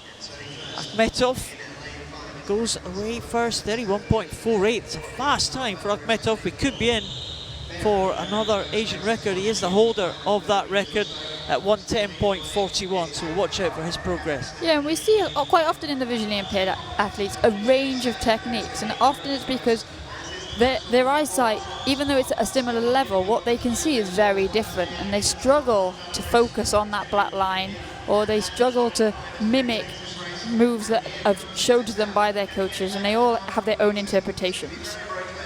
Is Akhmetov going to get under the 110 mark?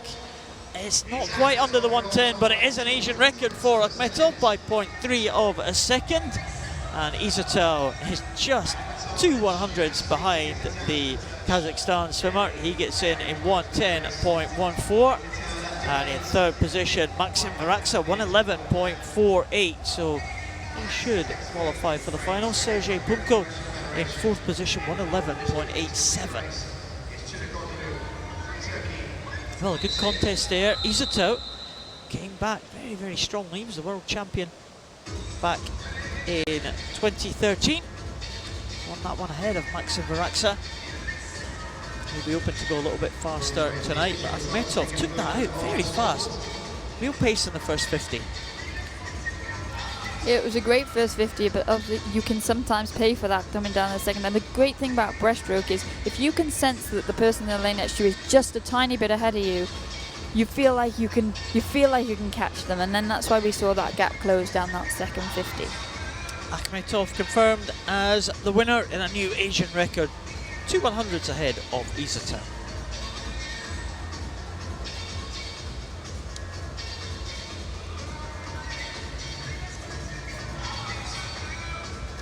Crowds here waiting for the final few events.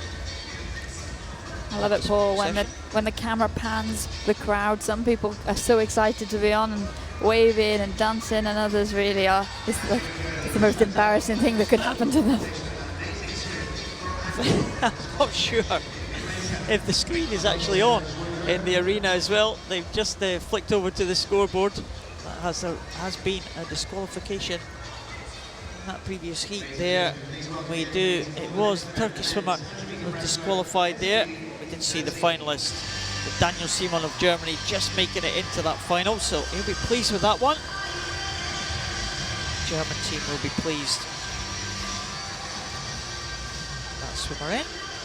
Move on to the SB13 classification. What about this man? What can he do? Ihar Boki, he has been dominant for the previous 2 days of competition.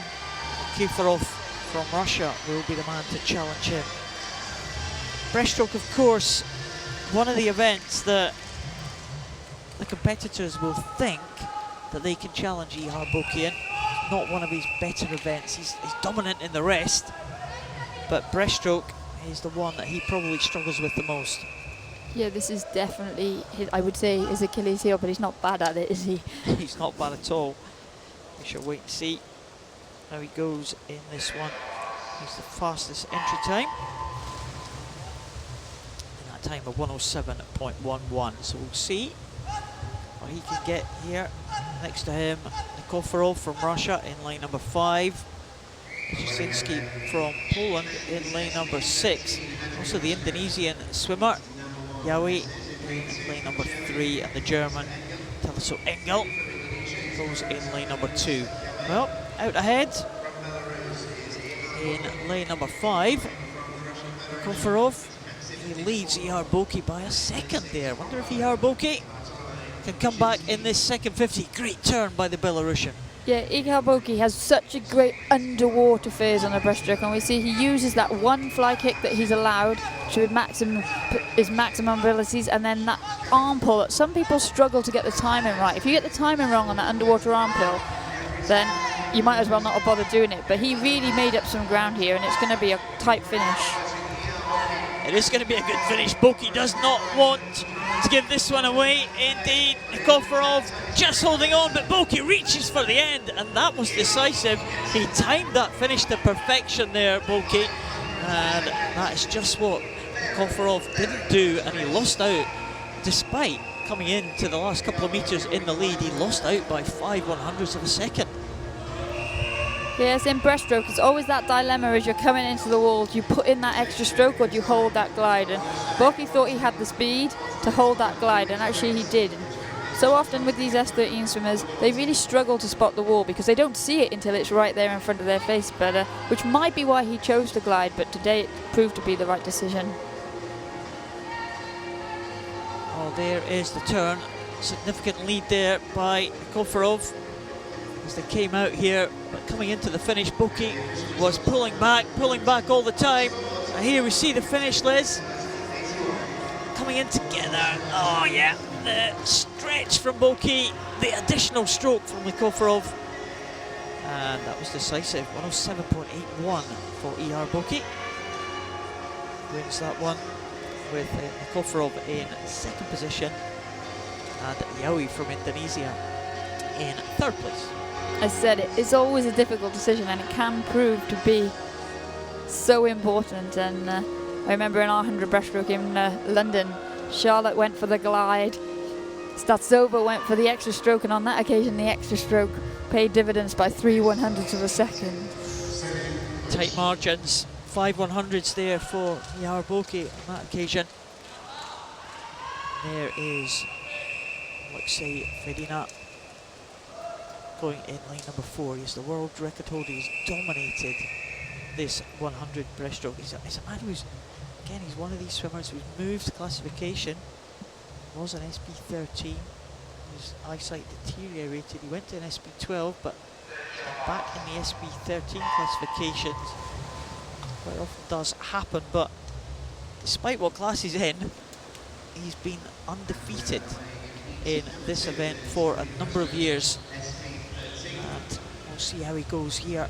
Alexei Fedina, and straight away into the lead. His world record was set in the World Championships in Montreal in 2013, 103.58. Impressive stuff. Yeah, and he's in quite a unique position. He actually holds the world record in 2 classifications in the same event at the moment. So, as you said, that's an illustration of his class in this stroke.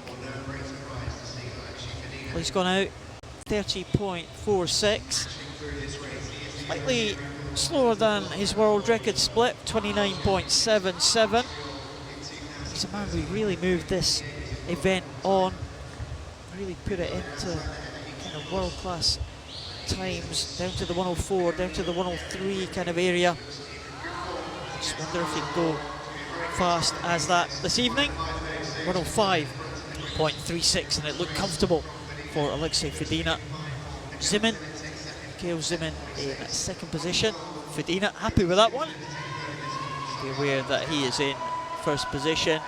Don't think he was in doubt for that. He'll be first going into the final.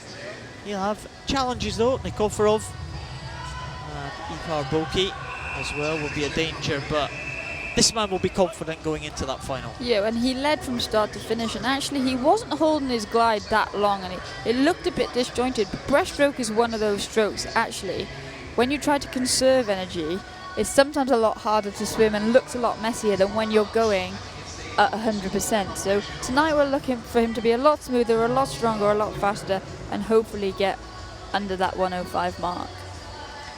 Well, it certainly looks in a prime position to do that. He'll be in prime position in the final. See, progresses ahead of ER Boki. Maxim Kofarov in third place ahead of his Russian teammate Mikhail Zimin. Now pretty much on time, Liz, maybe just a few minutes ahead of schedule actually. As the swimmers for the final event of this morning make their way to the start. Ladies and gentlemen, please welcome the athletes to the poolside fluid. It's 100 metre breaststroke, SV 13. And this, again, you see the breaststrokers. This is going to be very, very interesting, this one indeed, isn't it? Yeah, this is an exciting event because it's combined the SB12s and the SB13s, and obviously we've seen Karolina Pelendrokitua dominate the SB12 classification for so long, but now that she's swimming up in this combined event, she'll have a challenge from the recently crowned new world record holder from Great Britain, Rebecca Redfern, who goes next to her in the second heat.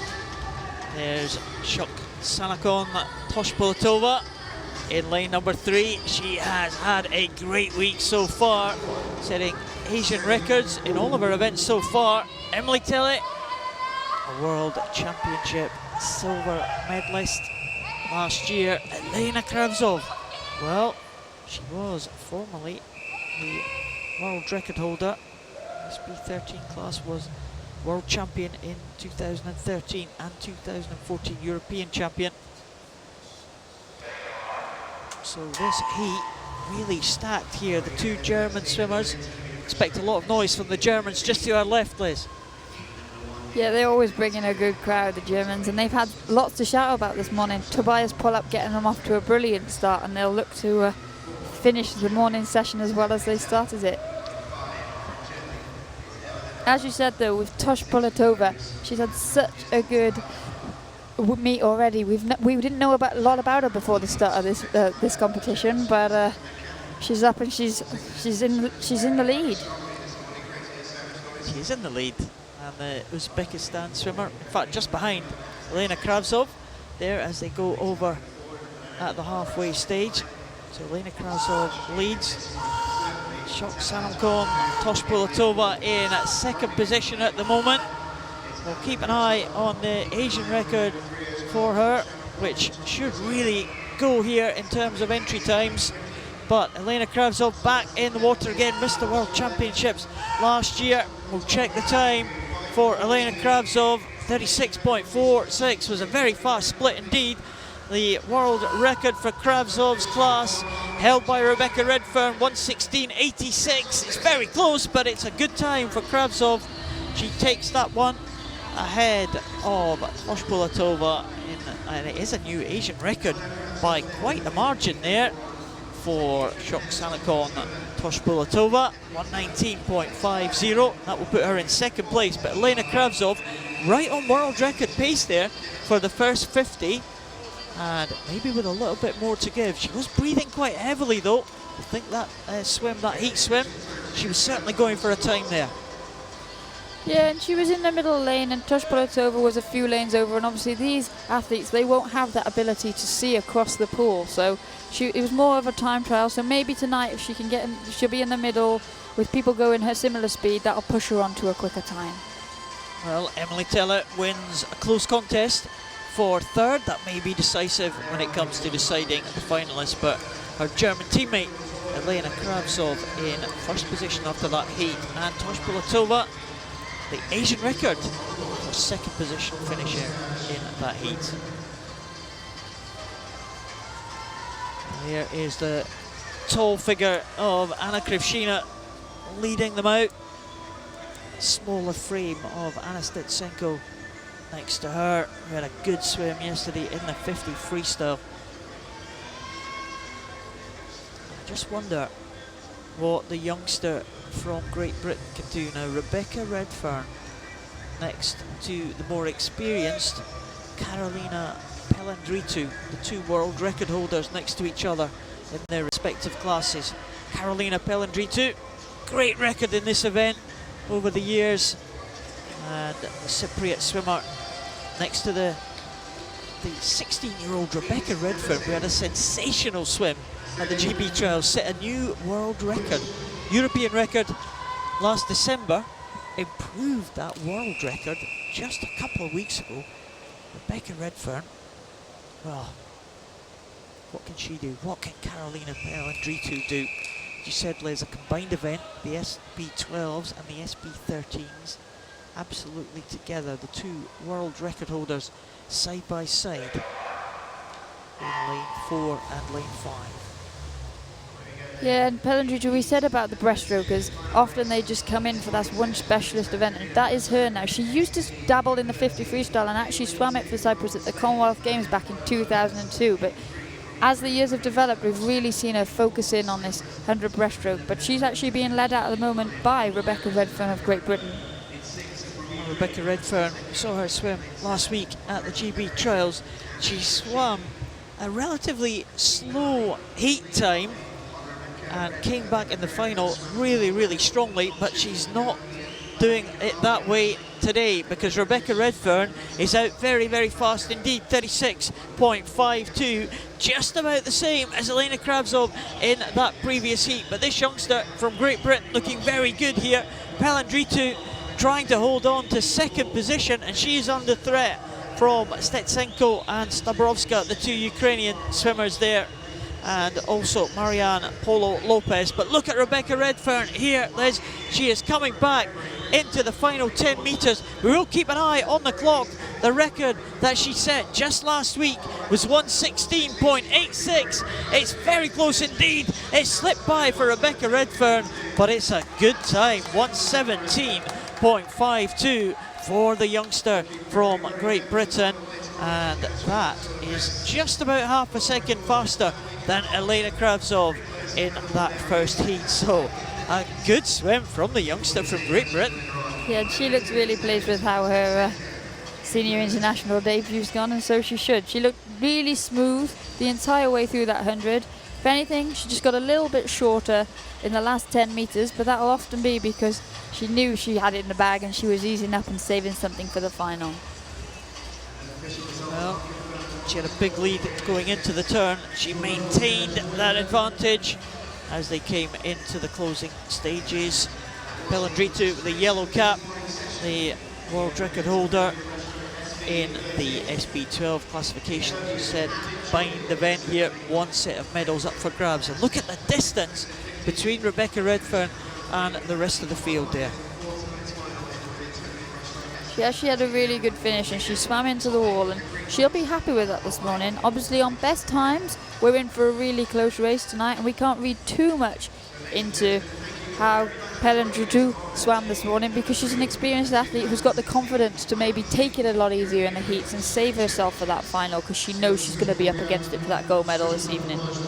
Rebecca Redfern is the fastest into the final this evening. Elena Kravtsov looked good, and Shoksana Khan Toshpulatova in third position with a new Asian record this morning. So that is the end of the action this morning, Liz. Day 3 of the heats have now been completed. A good morning's action. Yeah, definitely, and I think we set up for some interesting races tonight. There were a lot of athletes. Vladikina in shot there. She had the luxury of being able to take it quite smoothly, quite easily this morning, so we'll look for her to pick it up tonight. And there'll be a lot of other athletes that'll be looking to go a lot quicker. That man there, Andre Brazil, very lucky to sneak into the final. Goodness. And I think he might review his tactics for heat swimming come September. He is the master of being in the outside lane, but boy, did he got it fine sometimes. He certainly did this morning. Well, as you see the images of the swimmers this morning, many of them will be back tonight for the finals. We are really looking forward to day 3 final session. Thanks very much for your company, Liz, this morning. It's been a pleasure as always. We will see you all back tonight at 1700 hours local time here in Funchal, Madeira. It's going to be a great set of finals tonight. Don't miss it. Goodbye for now.